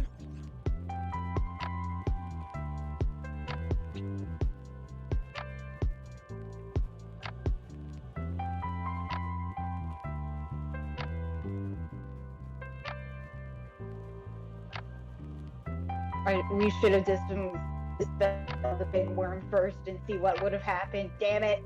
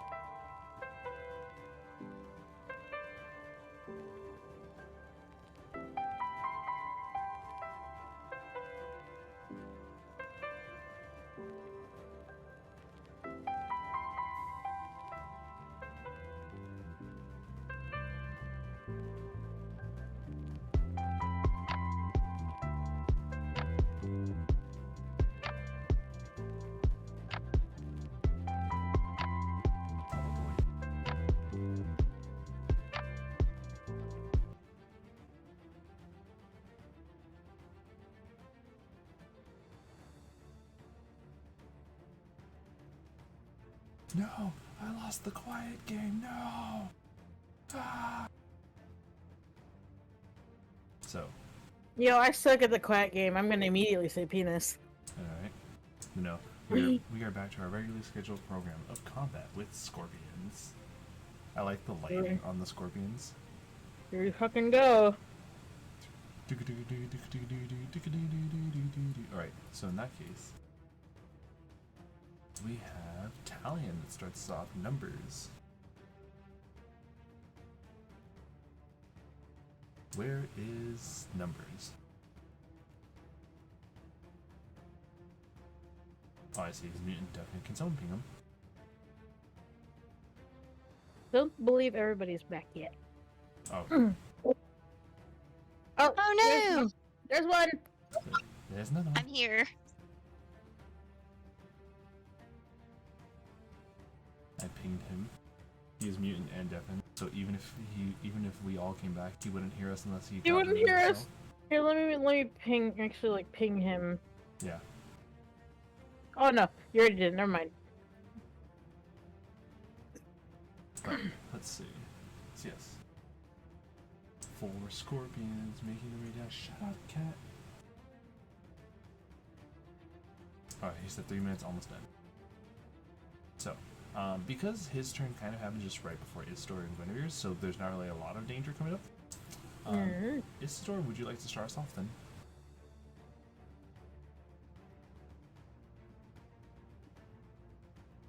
Is she back? Oh no. Yeah. Oh, okay, cool. Alright, perfect. What would you like to do, Isidore? Get off of push to talk for a moment. Alright. I did Yes. that. Okay. I'd like to do the other thing, the aura vitality. Okay, I'm back. No. Okay, so Aura Vitality will be up when Isidore's turn comes up. Numbers, please Yep. get us started. Alrighty.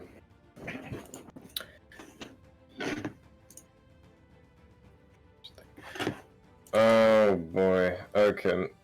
How far up this wall are they? Not too far up. We'll say 15 feet. They're about to get close. They're about to close in you guys and very obviously touch the ground. Okay, well, I'm just gonna fly 15 feet straight up in the same space, and with my adamantine lance, I will jab at the one to, my southeast. Okay, let me go ahead and help you out. Oh, I don't need to be that close. Okay, so oh, that's right. You're Yeah. 10 feet away. Go ahead, give a stab. Yep. Stab. Reach weapons. Alrighty. And before that, oh boys, these are probably gonna fire. Yeah, I'll go ahead and, lightning damage. This is the damage that I'm gonna take. All right. Well, first you need Great. first you should probably see if you hit or miss. Well, regardless, I'm going to. That's right. So that is your Yeah, bonus hit action. my you list. stab. Yep. And now I stab. Okay. 26. That is a successful hit. This is with your adamantine weapon. Yep. All right. Thank you. That'll be 13 plus 11 radiant plus 3 lightning. No lightning damage was done. In fact, you now all of a sudden see that the lightning damage you do to it, you see it coursing throughout its body, and its body is now energized. No. Fuck ass. Well, we'll just change it to fire next time. And we're gonna go. It's 15 feet up on this wall, isn't it? Yes, it is. Alrighty. We're gonna go ahead and make a pushing attack here. So we're gonna have to make. It's gonna have to make a strength saving throw, and it also, regardless, takes another. Gonna re-roll that. This is a 23. Another 3 damage. Alright. Yeah, it's gonna take just another 3. Alright. Yeah, it needs to make a DC 17 strength save. It rolled a 23. Oh, okay. That's what that was saying. Yeah. Well. And I'm gonna brand it, because why not? It is currently dented, by the way. What brand are you giving it? Just brand of castigation. Okay. Psychic damage, if that does anything. I don't think it will, but we'll find out. And then attack number 2. Alright. 17? Wait, hold on. What do you mean attack number 2? You replace one of your attacks with the push action? With the push attack? No. That's a superiority die. Alright. Does a 17 hit? A 17 does not hit. Alrighty. Yeah, that'll go. Alright. In that case, that would have been it for your turn. Isidore starts her turn with the Aura Vitality, you said?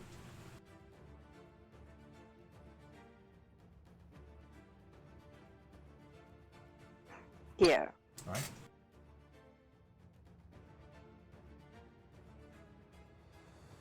That's it. That's all I got. Alright. Aura Vitality is up. And Guinevere. All right. I am going to go up to the one southeast of me. Go right up to it. Bonus action. Vow of Enmity, and I'm gonna smack it twice. Just make sure it is 15 feet up the wall. It is 15 feet straight up the wall? It is 15 feet straight up the wall. So on top of the distance What you have here, bitch. it is it's currently making its way down towards you all. Okay. Let me see. I have a thing. I don't know how far. Oh, hey. So what if I went up to it and still doing the fucking Vow of Enmity, but I use instead Lightning Lure, which is 15 feet. Sure. Would you pull describe it right what to- Lightning Lure does? Okay. Lightning Lure. Create a lash of lightning energy that strikes at one creature of your choice you can see within 15 feet of you. The target must succeed on a strength saving throw or be pulled up to 10 feet in a straight line towards you. Then take 1d8 lightning damage if it is within 5 feet of you. Alright, that's fine. Lightning damage is a bad damage. I need it right up on me, though, for me to start smacking around. Fair enough. So it needs to do a strength saving throw. Alright, here is its strength save. It rolled into a 9. Yeah, it failed! It failed! So it gets pulled 10 feet towards me, and I roll 2d8, or no, 3d8. Holy shit, yeah, I do. 3d8 of lightning damage, which I don't... No damage is dealt. Okay, that's fine. It's closer to me now. Yes, And- your lightning damage is also supercharged it as well. Oh, son of a bitch. Can I smack it, or is that not part of, So, Can I only Lightning cast Lure is a casting spell, right? Uh-huh. What is the casting time? An action or a bonus action? It's an action. So that is your entire action. Okay. The only things you have available to you are bonus actions, which are dictated in your actions category, bonus actions. You did Vow of Enmity. Yes, I did. Okay, So- so then that would be all. Alright. It is currently the metal scorpion that you pulled, which has been supercharged. It makes 3 attacks on you, Guinevere. Let's go, bitch! The first attack is a 13. Miss. The second attack is a 15. That's a miss. And the final attack was a 25. I will cast the... Actually... Shield. Yeah. I'll cast shield. Alright. Casting Shield Which makes prevents... you've also been granted Inspiration, Guinevere. Casting Hey, Shield thank prevents its you. stinger from affecting you. The stinger, Woohoo. showcasing that all of the lightning that was held inside of it, gets discharged in one shot. Oof. This would have done 5d10 damage. Alright, that's terrifying. I'm gonna change that. Next turn. Holy fuck. Well, Also, it's Guinevere and then Red, Pebble, Number, and Isidore are all granted Inspiration as well from Junior Bump. You. Alright, that was all of its Thank turns. you. With that, it is now Red's turn. Be aware, you are currently in melee range with one of the scorpions.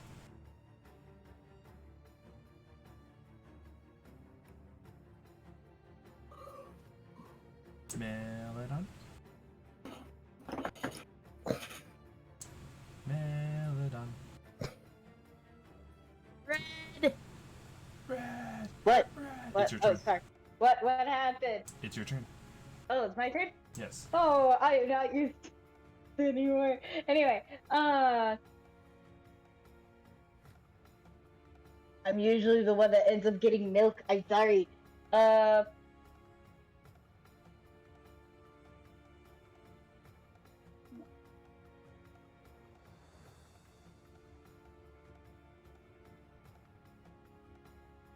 Come on, computer, work with me. Yeah. It's okay. Yes. What would you like to do?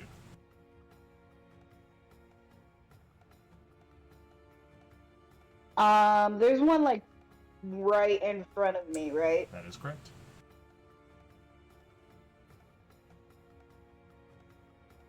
What do you think? I am between Burning Hands or Grace. Make it slick. You said burning hands or what? Grace. Alright. What do you think? Something does need to be picked. Burning Hands, let's go. I'm gonna cast Burning Hands at 2nd level. Needs to make a dexterity saving throw. It rolled a 4. It takes Ooh. the full brunt of the burning damage. And I will empower this spell as well. So, you get to reroll 2 of these dice. So the 2 and the 4 would get rerolled, and you keep the higher of the 2. So we're fishing for something stronger than 6 total. Alright, that's better actually. The 4 gets turned into a 5, and the 2 turns into a 6. So that's 1 for an extra 5 damage? Yeah. So that turns from 15 to 20 points of fire damage. That the lizard, sorry, not the lizard, the scorpion you see, its metal body absorbed the heat fairly well, and it takes only 10 points of fire damage. Oh wow. This thing is resistant to a lot of stuff. It's resistant to fire, immune to lightning, and it's also resistant to physical attacks that aren't from adamantine. Alright, so That was your hold action. and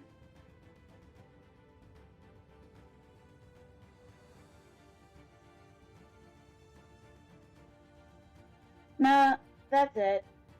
Alright. With that, Pebble, it is your turn. I will give you this heads up. You can see that the 2 scorpions on the cliff to the north and northwest are closing in on you and Shore. Alright. I am going to spend 3 sorcery points to twin spell at 3rd level Shatter. Alright. Ooh. It's a Constitution saving throw, and though things made of inorganic material such as metal has disadvantage. Alright. Which one are you casting Shatter on? I'm using 3 sorcery points to do it on both of them. Okay, the ones up top, right? Yes. Alright, D and C. Okay, perfect. Con save with disadvantage. Let me give you C's roll. C rolled an 18. And D rolled a 14.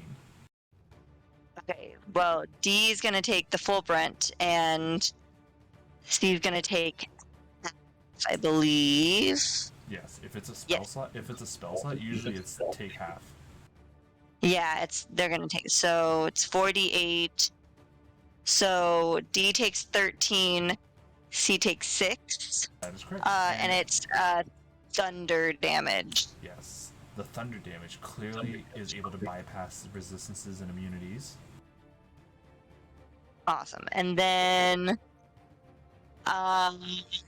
going to bonus action, also spend another 3 sorcery points and get my hound out. Alright. And it's going to go for the one near shore. I'm trying to find where the dog is, because I know we put it there. It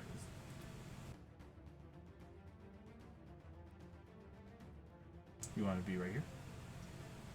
Yeah, it's going for that one. Okay. And its initiative is I believe, what is it? Plus 12, 14? It's plus dex, right? And Or then initiative. max HP, AC, and speed. Max HP is. Sorry, I have that here. Where are you, Hound?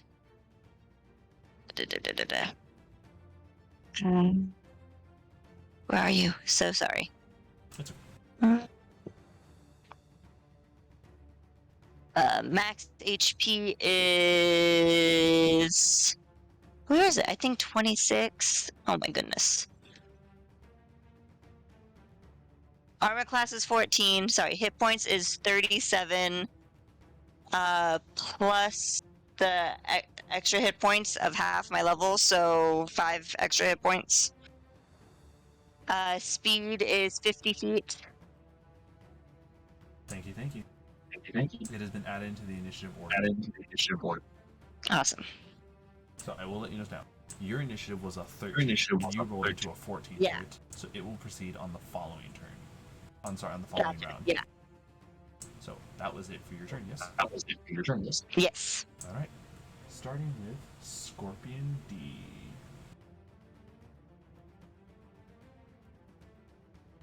Skitter, scatter, skitter, scatter, skitter. Making its way all the way to you, Pebble. And here are its 3 attacks. The first attack roll was a 19 total. Hits. You take a grand total of You 7 take a points of grand total of bludgeoning 7 damage points as it of clips you. Alright. You are also considered grappled at the moment. Its second attack roll was a 10, Oh, misses! and its final attack And its roll final attack with its stinger with was a its 12. Shield. Shield. You successfully ward Yes. off the electrical Ward sting. thing.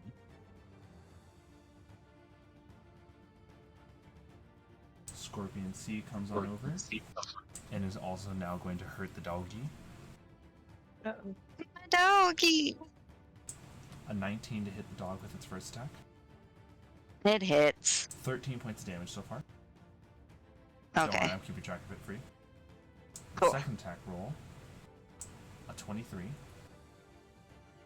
Oh, good baby. Maximum damage roll, 16 damage. The doggy is now in the bloodied state. Oh. And its final attack roll with its stinger was a 9 total, missing the dog.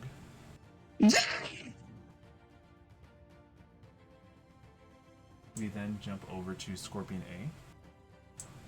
Scorpion A sees numbers and proceeds to make a jumping claw attack. It's gonna jump 15 feet straight up at me. Straight up at you. Wow. You didn't knock it to the ground. No, I'm 15 feet in the sky. You know this thing is also 15 feet, and like once again, you and this creature are both 15 feet up in the air. Oh, it jumped off the wall at me. Okay, sorry. Yeah. I was like, it's just... I thought it was on the floor just jumping up. I'm like, Also, man, this man's got legs. Hey, mister. A natural 20, Miss. obviously. And so, Mm. you take 17 points of bludgeoning damage. Is this halved already? That would be cut in half into 8. Okay. And with you grabbed in it, it pulls you down to the ground with it, and proceeds to continue with its remaining attacks. Mm-hmm. Its second attack roll was an 11, Mm-mm. and its stinger attack was a 19. Mm-mm. Alright. And now we are back at the was top of not the that. order. The scorpions are now all officially on the ground, everyone. Well, kind of. Pebbles. The one on Pebbles' hound is like halfway on the wall, halfway on the dog. They're just clawing at each other. And so, numbers, it's back to you. Alright. Gonna fly 10 feet straight up. I'll You are take the current- opportunity No, attacks. you are currently grappled, sir. Oh, shit, right. Yeah, we're just gonna go ahead and attempt to get out of that. Yep, please give me an action to escape the grapple. It is your choice of either athletics or acrobatics. Yeah, definitely athletics. I have advantage. 27. You've successfully broken out using your action. Ah! Alright. And, predatory strikes on, the already damaged one to my bottom. Alright. First one, 26. Alright. That'll be 9 slashing damage. 4 slashing damage. You do not have adamantium Yep. claws. Yep, unfortunately. And 11 radiant. Alright. Still dented. Yep. Next one, 27. Nice, nice. That'll be 10. Cut that to half to 5. It is now cracked. Sweet. That would be your 2 bonus action strikes, your action, and if you would like to use your movement, you can. Tempted. I don't Wanna really hold like off where on that Pebble's at. Okay, yeah. We're just gonna go ahead and fly 10 feet straight up. I'm gonna use, take their opportunity attacks. You do not, because these things have a 10-foot reach. Huh. Alrighty. Well, in that case, action surge, and we're just gonna start stabbing at him with javelin. Okay. 21. Successful hit. Sweet. That is 10 Okay. plus an additional 6 lightning. Obviously, that It's- doesn't do. You have Yeah. supercharged it again, sir. Sweet. This is still the same one that's already supercharged. So No, you know, because this is look. whenever they do a stinger, the lightning disperses every time they use their stinger, so you've re-supercharged it. All right, sweet. I'm just taunting it at this point. All right, well they'll take 10 of that, and then we're just gonna go ahead and I don't know. A second attack because you action surge. Yup. Try to stab it again. 24. Good. That'll be another 10 damage. Alright. And more supercharging. No, supercharging is the stack. So it's currently still Okay. cracked. That would be it for your turn, yes. Alright. Nope, I'm gonna do a goading strike. Alright. It needs to make a wisdom save. And it takes 5 more damage. It rolled into a 3. It has disadvantage to attack everything but me. Alright, it is now fragile. And I'm gonna continue the rest of my movement to move, like, I don't know, another 10 feet up, another 30 feet up. I'll be 40 feet in the air. Take It their rolls into opportunity its six. attack. This attack is a 26 total. I'm gonna go ahead and blood maledict. Alright. Using your reaction. Wow! I had to roll anything but that. Alright, yeah, it hits. Yep. It pulls you back down into melee range, and you took 8 points of damage. 4 points of bludgeoning damage from its claw. Mm-hmm. All of that in it, like with you in its face. For what? A meaningless task. The other one's opportunity attack? What do you mean? Well, I move. The other one does not want to use an opportunity attack against you. Shit. It is now Isidore's turn. Psychic damage doesn't affect this thing, does it? Nope. Wait. We haven't figured 'Cause- that out yet. Yeah, He would be taking psychic damage right now. It does not. Okay, yeah. I am going to, now that they're all in range, cast Destructive Wave. Alright. Does Destructive Wave only target creatures that you pick? Oh wait, Zeno, Correct. did that thing roll at disadvantage? It is each creature I choose Wait, within never mind, 30 never mind. feet of you. Mhm. You need a Constitution saving throw of 17. Alright. Does it affect constructs any better, like Shatter, or no? No. Okay. I am gonna transmute this all thunder damage though, and So divine the divine wrath it. Scorpion A rolled a 17. Scorpion D rolled an 8. Scorpion C also rolled an 8. And Scorpion D rolled a 13. No, the DC is 17. Okay, so only The ones who first one failed succeeds. are prone. Mhm. The one who succeeds takes half as much, and isn't knocked prone. I was gonna full damage it, so that is Alright, what's the full damage? 60 thunder 60? damage. Sheesh, okay.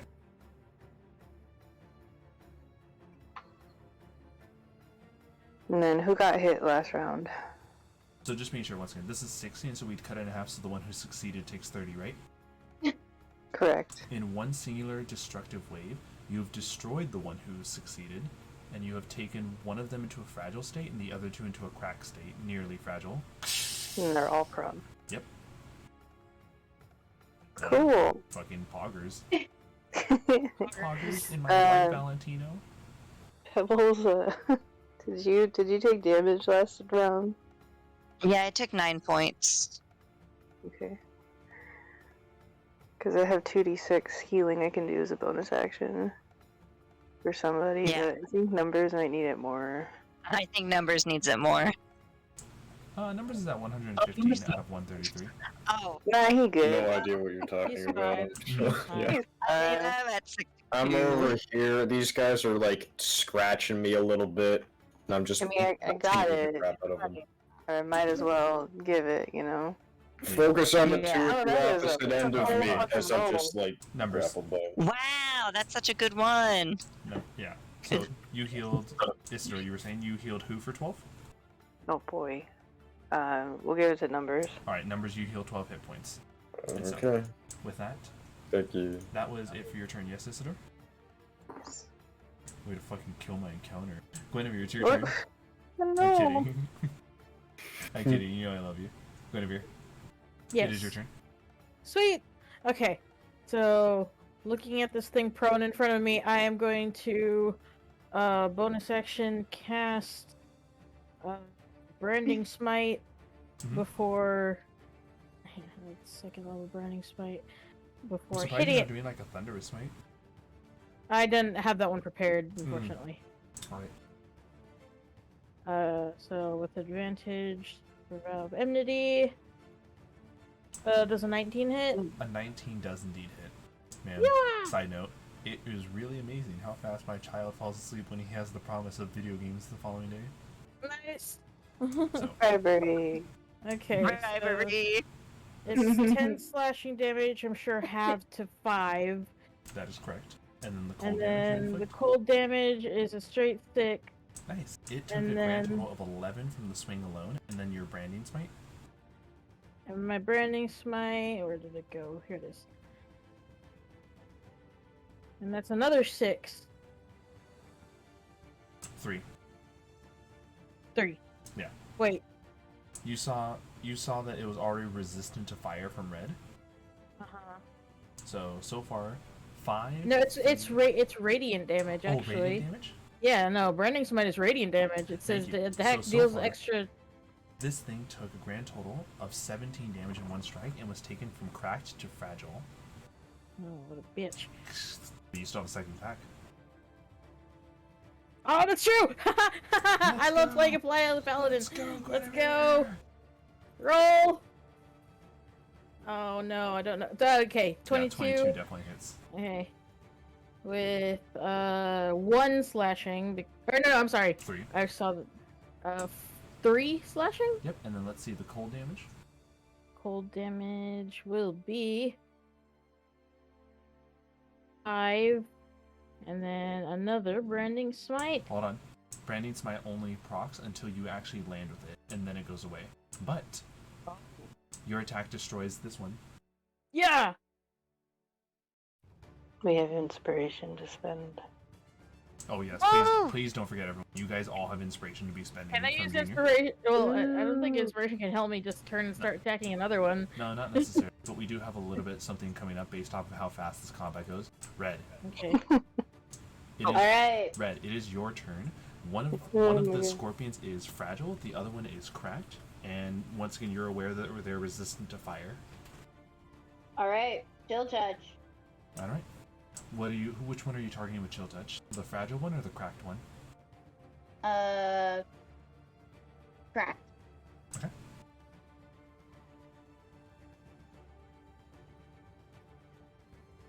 Does a 21 hit? Yes, it does indeed. Please give me the damage. And I'm also going to empower this spell. Thank you.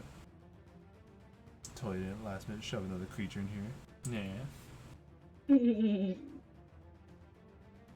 Alright, 13 Ooh. necrotic damage, correct? Yep.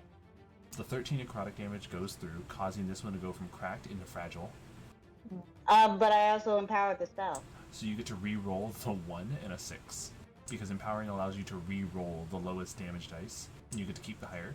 So obviously we're looking for anything higher than a 1 and anything higher than a 6. Alright. So first is... It turns into a 2. Alright, the 1 turns into a 2, and then when you empower 2 dice. So please roll one more d8 and see if it's higher than a 6. Alright. Nope. The Nope. 1. Alright, so we just keep the 1. We just keep the re-roll of one of the dice. So you did 14 points damage, causing it to go from cracked into fragile. Alright. With that, any bonus actions to declare?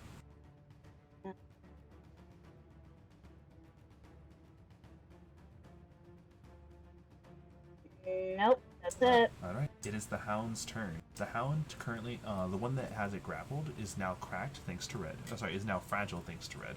And cracked, obviously, because, you know, thunder, destructive. Wait, kidding. Cool. What would you like the Hound to do? Would it is Shore close enough to give it pack tactics?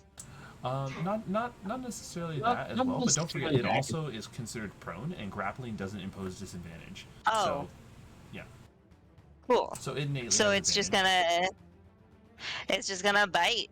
Yeah. It's just gonna bite at it. Nom nom nom nom nom nom nom. Nom nom nom nom nom nom nom. That's probably not gonna hit. Nope. Does it have a second attack? Nope. Alright. The Hound nommed That's on the its one. body, not even doing a single damage because its teeth couldn't pierce through enough. It's okay, baby. I His still love little you. teethers. His little tiny teethers. So, with that, it is now your turn, Pebble. So grappling just means I can't move, right? That is correct. You have 0 movement. Alright, so I'm gonna... Ooh. Hang on, let me get to... I'm gonna spend 2 sorcery points to twin spell again. Alright, are you doing another case of shadow? No, I'm gonna do chromatic orb. Okay, what damage type are you changing to? Definitely thunder. Alright. Just be sure thunder is on that list, because I know chromatic orb, I think in place of thunder, it's poison. Just in case. It has acid, cold, fire, lightning, poison, or thunder. Perfect, there we go. So 2 chromatic orbs going out. Please make an attack roll, designating which one is for which. Sure. This one's going to be for the one closest to me, the one that has me grappled. Okay. Uh, And he does indeed hit. Sweet. And then, should I do the damage for this Yes, please. first? Alright. 23 damage. You have broken this one down. And then the next one... Oh, come here, close this. See, who needs the ability to cast 2 spells with a bonus action? 2 spells with a bonus action. Can I use... What is the inspiration? The inspiration is a D8 unless you wait for me to call it as a failure and then get a reroll using your reaction. Okay, yep. All right. Oh, wait. It is indeed a failure, so you may reroll it using your reaction and inspiration. Sweet. Get some! 17? A 17 is not a hit. Ah. Okay. So I tried. it is the scorpion's turn. Who still has your donkey. My pup!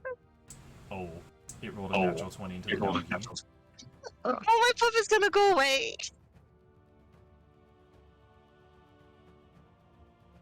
With the dog's health being 13, it did 18 points of damage and squishing the dog in its pincers. Oh, what the Oh, you did good. You did good. Good boy. And so it then proceeds to look over at Shore.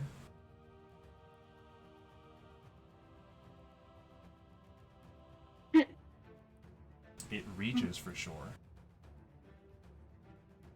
rolling a 17 to land a hit on shore, dealing, because this is bludgeoning and it is an adamantine weapon it goes through, shore takes a full 15 points of damage. No, sure! I forgot he was here! And then, with shore grappled, it goes for a sting attack. Oh, shit, Rolling no! a 25 to hit. And I think if we recall, did you guys remember what we called out about these people and lightning damage? Uh-oh. No. I don't Yeah. remember. Is it bad? They're super vulnerable. They are Like- vulnerable. Oh, Shore will no. take double the lightning damage that is dealt to him. Oh So, no. It is 11 piercing damage from the stinger alone, and 34 lightning. Your boyfriend got deep fried. Shore is barely holding on, but is Oh my god. Shore had what you guys have never seen happen to these guys. He actually coughs up his own blood. Oh my god. The blood Sure! once it splatters Oh my on the god, ground someone several help him. times. And it's at this moment you hear a voice echoing through the scorpion. Well, at least that research was done. I now know we can kill them. Numbers, it is your turn. Alrighty. Charge straight over to the final one up there. Oh, I know. I'm just gonna fly over my teammates. Just Yeah. yeah. Hit him with a couple stabs, I guess. Mhm. And we're just gonna go ahead and change from lightning as a bonus action. It's gonna stop sparking with electricity and then get a cold chill across it. It's gonna be cold damage now. Alright. First attack is a 19. I'm gonna use my inspiration to add a D8 to that. Alright. That's a 21 to hit. Alright, successful hit. Sweet. Alrighty, it's gonna take 15 adamantine piercing, 3 cold damage,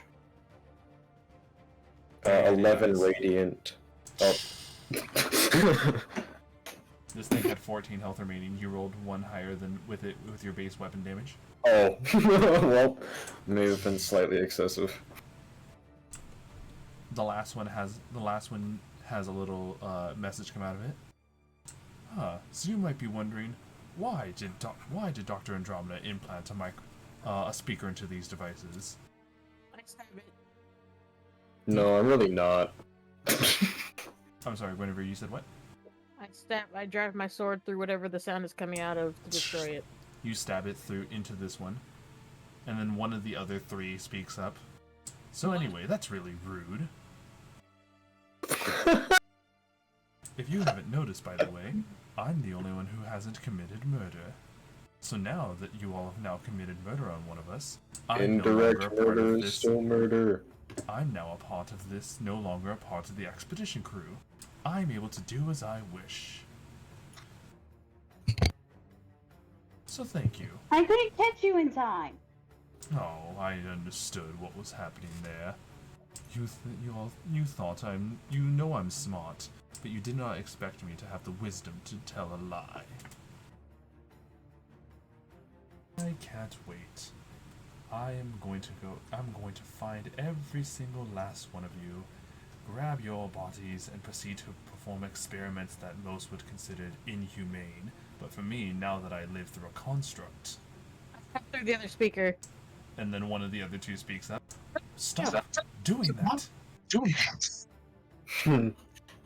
I mean, you threatening is not something we would want to hear. You're right. And I'm pretty sure this is also what you wouldn't want to hear.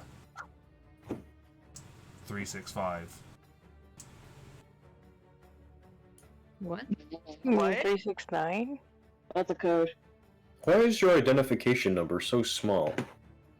Damn, she fine. I know. 365, 369. Damn, go fine. Go fine. What? What? What? Give me their bodies one more time. I Eldritch Blast the third one. The final one. It's too late. Have a good life. We'll find you first. And so, I'm not the you first guys time start that hearing someone said it, you know, like, screams from above. Oh no.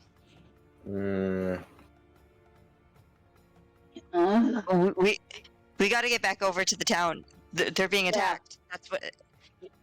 We got to get back. Yeah, we need to go. I'm gonna. Who are the lightest people in this group? Listen, almost everyone but Red can have a way to get up there. I grab Red. Wait, Isidore, can you fly? I know you can glide down. I can fly if somebody throws me really high, like a paper airplane. But we gotta worry about what's his face. Sure. Yeah, too. sure. Yeah, can you please? Yeah, can you heal, Izzy, please? Yes. Hang on. We gotta move fast. I'm gonna run over to shore, healing hands on him. Alright, you stay down here, Hurry buddy, now. and rest. Hold on, Track numbers. I can do Once it. again, Isidore was in the process of doing that as you were saying that. Even had a whole So, and up and ready. go ahead. Please. I'm not very strong, so I can still fly. Right. Isidore, how much healing do you give Shore first? Oh my gosh. I can do the cure wounds and the 2d6, but I was just gonna flavor it with the get him up and get him up the hill. Okay. Shore, upon getting any amount of healing, don't worry. I'll be okay here. If anything, down here is probably safer. If you can, tell the people to use their abilities to meet me down here. I'll use my own to create a safety net or a safety foundation. Shore, with the wounds still affecting him, he rubs off some of the dust and starts rubbing it. And instead of creating the boards that you guys know, he is creating shelters down here. Go. Alright. Save Yeah, we'll send people. save my people.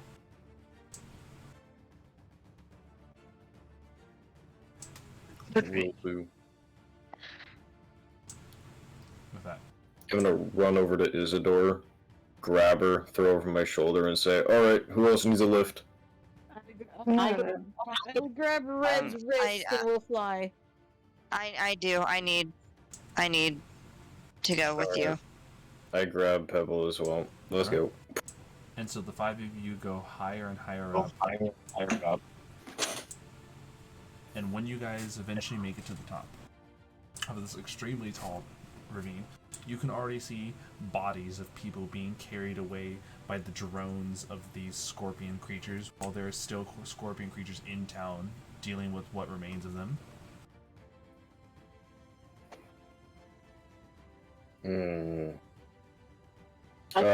Do I see that town hall where all like the elders and stuff were at? Yes, and in fact, you can see the elder is currently fending off some of the scorpions. Where's the chief? Fly straight over to him. Numbers, do me a We favor. need to divide and conquer. Where's chief? Yeah. Chief. So, I literally just said that, Red, with the elder. Oh no, sorry. You're good. So, Isidore and Pebble do agree that there is a divide and conquer strategy that probably should be taken here. What do you guys think is the right call? Since I'm a spell sniper, I can probably try and get the ones in the air, but they probably need healing down there. We need the bodies to stop leaving, because that's more Yeah. material, and we also need to help defend whoever's left. Alright, so if we start shooting down the drones, and how are we going to catch them? Leave the catching them to me. I can fly Alright. fast. Alright, but you also need to destroy the ones that are on the ground. Do There's my just best. one issue right now, everyone.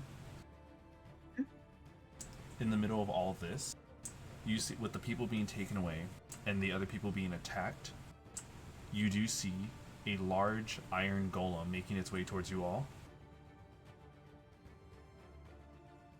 Alright. It wouldn't be. Fantastic. And with the speaker voice echoing from this and loud enough so everyone in town, Oh, don't worry. I'm not making it that easy for you. Might as well put a few walls. Go, Golem. Destroy them. Alright, plan B. With Isidore and Pebble still over my shoulder, I think we need to grab the Elder and retreat to the Tribe of Anger. This looks like a lost cause. We Grab cannot as stop many this. people as we can. I can I carry could a do dispel lot, but I magic and can't make them carry fall that down. much. Hold on. Red and numbers I are could do speaking over dispel- each other. One at a time, please. Sorry. Yeah, that's okay. Just once again, just one of you. Yeah, go for it. Oh, sorry. He said go for it, Red. Numbers. I can dispel the magic, making them temporarily depowered, and we can get as many people and run. Alright. We must prioritize the politicians and the elders, though. We need to have this meeting between the three tribes. Hopefully is true. can stop Dr. Andromeda. I'm going to drop Red off with the rest of the group and then start running towards the big stone golem. Right. Yeah, So I am going. So you were Yeah, you were trying to get everyone one of the out people of to here. hold this thing back, right? Yes. All right.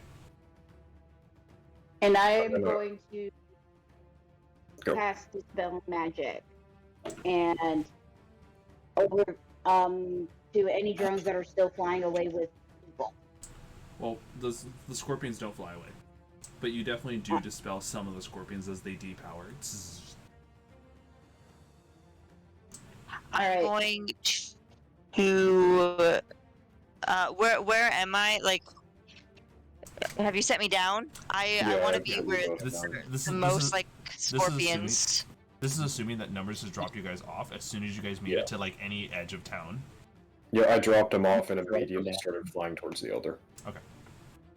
So we have numbers heading towards the Elder. Guinevere is heading to the Iron Golem to try to hold it back. Red is dispelling scorpion after scorpion. I'm gonna cast Eye Bite on myself, and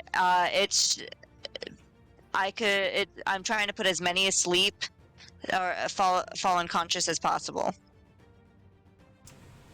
Eye of bite the scorpions. Well, hold on. So repeat exactly what Eye Bite does. Yes, it's a concentration up to a minute. For the spell's duration, my eyes become inky, void, imbued with dread power. One creature of my choice within 60 feet of me that I can see must succeed on Wisdom saving throw or be affected by one of the following. On each of my turns until the spell ends, I can use my action to target another creature, but can't target a creature again if it has succeeded on a saving throw. And it could either be asleep, which is the target falls unconscious, panicked, where it is frightened, or sickened, where it has disadvantage on attack rolls. Okay. And ability checks. So your goal is to try to cause the scorpion constructs to fall asleep, correct? Correct. Yeah. Okay. And Isidore. And Isidore. Oh, Isidore, I have a question for you. How much does your character weigh? All I need is a lift into the air. I can get myself down. Okay. I mean, like, I can chuck you with 600 pounds of force minus whatever your character weight is. Paper airplane, go. Mew.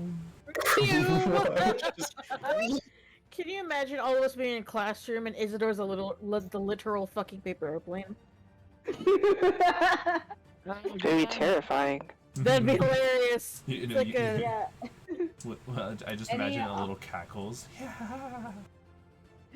So Isidore, Any with Red dispelling construct after construct, Pebble trying to knock conscious unconscious, Guinevere dealing with the Iron Golem, and numbers flying directly towards the Elder. What is your agenda at the moment? I'm gonna go towards the surviving people. Help. Right. So, because there's a lot of number crunching that gets involved in this. I think the only thing that'll help clarify, just so I can understand how much resources are going to be spent. Numbers. What is it you plan on doing when you're near the Elder? Well, literally what I'm gonna do is I'm just dashing towards him as much as possible, Does this elder look like a very heavy person, or is he pretty light? I mean, they're about as light as people with adamantium blood can be. So you probably just heavy as fuck, And dude. we're talking 200 pounds, 300 pounds. Probably closer to 300. Okay, cool. I'm just gonna go over to him. I don't care if he wants it or not, but I'm gonna grab him like under the armpits and just Alright. fly Please, off. Understand that because what is your carry limit? 600 pounds. Alright, you are considered heavily. The moment you carry over 200 pounds, you are considered heavily encumbered. For strength of 20, I don't think. I think it's over 600 No. for me. Click on your weight carried. Where is that? In your inventory, Oh. you should see that you're already encumbered. And if you click on it, you can see the heavy encumbered weight. Oh, okay. And then I got my push. Okay, my push, drag, or lift is 600 pounds. Okay. Right, and usually the lift is in reference to like a quick, like raising something from foot to overhead height. Mm-hmm. So, would you please, for the time being, just to like represent how heavy it is, can you add plate mail to your inventory just so you can actually see what the heavily encumbered condition does to you? Alrighty. That's fine. I mean, I'm not going to carry him for long. I'm just picking him up, slowly flapping him out of combat zone. Alright. Are you trying to take him down to where shore is?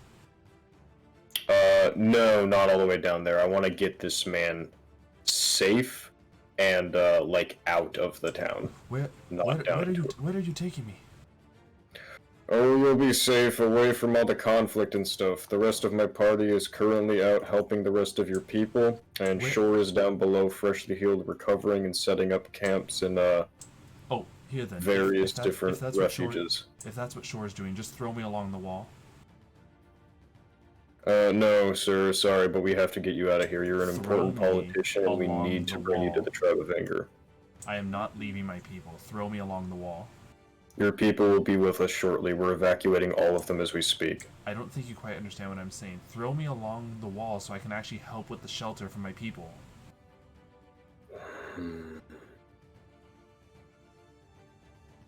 I'll look towards the area of, like, the ravine. Is the ravine swarming, or is it pretty calm? What do you mean swelling? Swarming, like with... No. The ravine itself is not. It's everything. All of this is happening above the ravine. And, like, the scorpions that grab people are typically taking them to the bridge that connects the ravine sides and walking towards the deadly area. So nothing is actually happening at the bottom of the ravine. So which is, he tells you to throw him along the wall so he can use his own magic to go down. Or ability. The rest of your people will be down there shortly then. And I will run over there. And so, as soon as you throw him along the wall, rubbing his hands along his body so you can see the green dust, he is just straight up sliding his way down, and he shouts towards you, get my people to the walls of the ravine, all of you. And so with that, role play aside, Pebble, iBite does actually work on the constructs because these constructs are not immune to being unconscious. Sweet. However, though, due to the duration of the spell, and this is legitimately an entire raid, the scorpions and the scorpions are not intent on engaging in conflict because clearly they're trying to be retrievers. So there is going to be a number of people that do be lost to this, but it's not like as big as a casualty because of the actions you all take. So, Am I near? Hold on. What I do need though is to understand that assuming that this entire endeavor takes 10 minutes, how many times can you recast iBite? Hang on. What is? I have.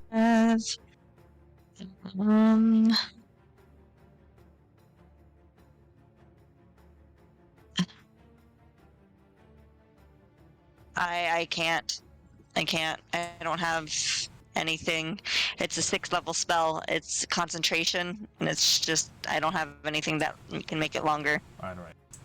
While I go ahead and head over to everyone, go ahead and think about anything else that you would be doing. So when I come back to you, we can understand how many more of your resources would be burned during this entire raid. Okay. All right. Red. Oh, well, I already know I'm definitely casting another spell. Okay. Concentration. All right. How many times can you recast How that many spell? times can you recast? This one, I'm gonna do. It's concentration up to 1 hour. Okay. It's the dragon spirit. Okay. Wonderful. Okay, All one. right. Red. How many times can you recast dispel magic? I can. Dispel magic is only my my 6th level spell, and I only can do it once. Wait, hold on. Dispel magic is your what level spell? 6th level. Here, go ahead and scroll up. Do you see the blue? Do you see a blue number over dispel magic when you were looking at it?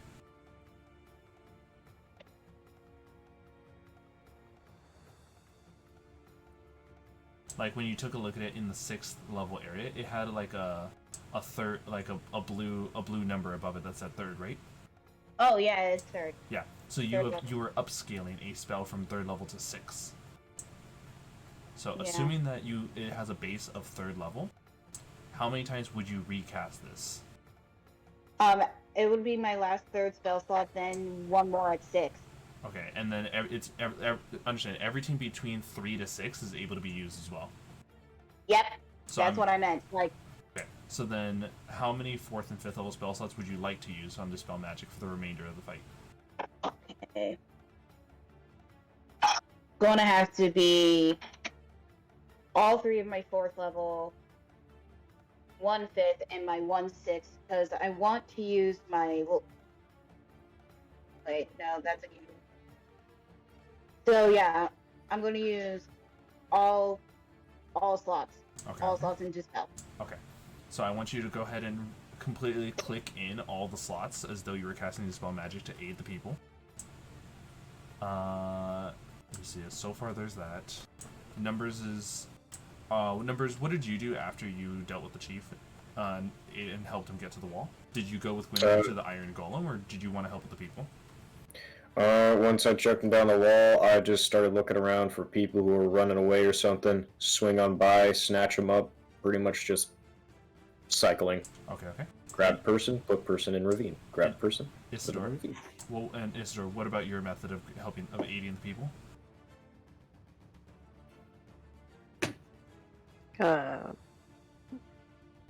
Making sure they get out safe. Right. I guess a visual description of it. Like escorting them the direction they should be going in a calm and instructive manner. Very nice. So with that, this is the part that's probably the scariest, which is why I saved this for last. All of this happens while Guinevere is fending off the Iron Golem, which means it is a 1v1 while you guys are all focusing on aiding the town. Guinevere? Oh no. Yes. I'm sorry, Gwen. Due to the fact that Pebble's spell, the Eye Bite, lasted a minute, correct, Pebble? Yes. If you somehow last 11 rounds with this thing, Pebble would be able to join in. Red wouldn't be able to join in until after 7 rounds.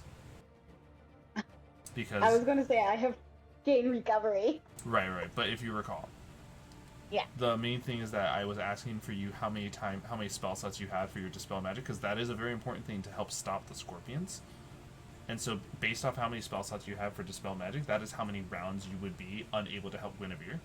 And Numbers and Isidore are focused on aiding the townspeople, which is a constant effort. So, Guinevere, at the minimum, you need to somehow last 7 rounds with this thing. Yeah, I'm only gonna grab a couple more, like literally just one person that's close by, chuck them down, Right, and then I'm gonna head over to Numbers, but that still doesn't solve what I'm trying to say. Because 7 rounds is the minimal Guinevere still needs to last, and 10 rounds is a single minute. To assume that you grabbed multiple people in less than a minute is a bit much. So all I need is Guinevere to last 7 rounds, and then that will be it for that. different. So, it is a bit late to be doing a 1v1, but a 1v1 does brush by pretty fast. So we will start next session with Guinevere fending off against the Iron Golem. And if Guinevere can last... numbers. If Guinevere can last 7 rounds, then we will then roleplay the rest as you all aiding the defeat of the Iron Golem. Or at least shugging it off. But yeah, Guinevere, a very key part into this is, if you cannot last the 7 rounds, your other allies will have a much more difficult time, and or this will mean the loss of more people. Right. Right. Oh, I'm so sorry, Gwen. I'm I so sorry. chose this. Yeah. I directly ran for this creature. If Guinevere didn't do this, it would have been much harder for any of you to accomplish what you wanted to do. Guinevere did probably the right thing to do. This is exactly what she would do in this situation. The moment she made eye contact with that thing, that was her target. Also, You gotta trust our DPS. exactly. There is also one other thing I would also want to add into this. There is a chance that Kanaloa, because we all know that next session he is going to be back. At the start of that session, I would want to ask what he would want to do. Knowing Kanaloa, it would probably be a 2v1 at the very least. Yeah. Because Kanaloa is specifically, here for... He wouldn't care about the people that much. Right, exactly. Yeah, he wouldn't. Oh, yeah, we understand that. So with that in mind, it would be Kanaloa and Guinevere who would have to land his last 7 rounds of this thing. It is. Oh. Yeah, it is potentially more doable with that, but it is definitely going to be a deadly encounter because it's just the 2 of them. Yep. But Oh god. But it is with that, and with the inevitable of what is coming next session, that is where we call it for today. Thank you everyone so much for tuning in. It's been a pleasure having you all join us for today's adventure. If you like what you saw and want to support what we do, feel free to follow and subscribe on Twitch for any stream notifications, possible chances to participate, and even content polls. Follow the Twitter, check out the TikTok, and join the Undead Legion Discord where you can hang out in the general chats. And for any VODs, such as today's episode, check out the Xenolets YouTube channel. We will see you all next time. Good night, everyone. Bye. No, guys.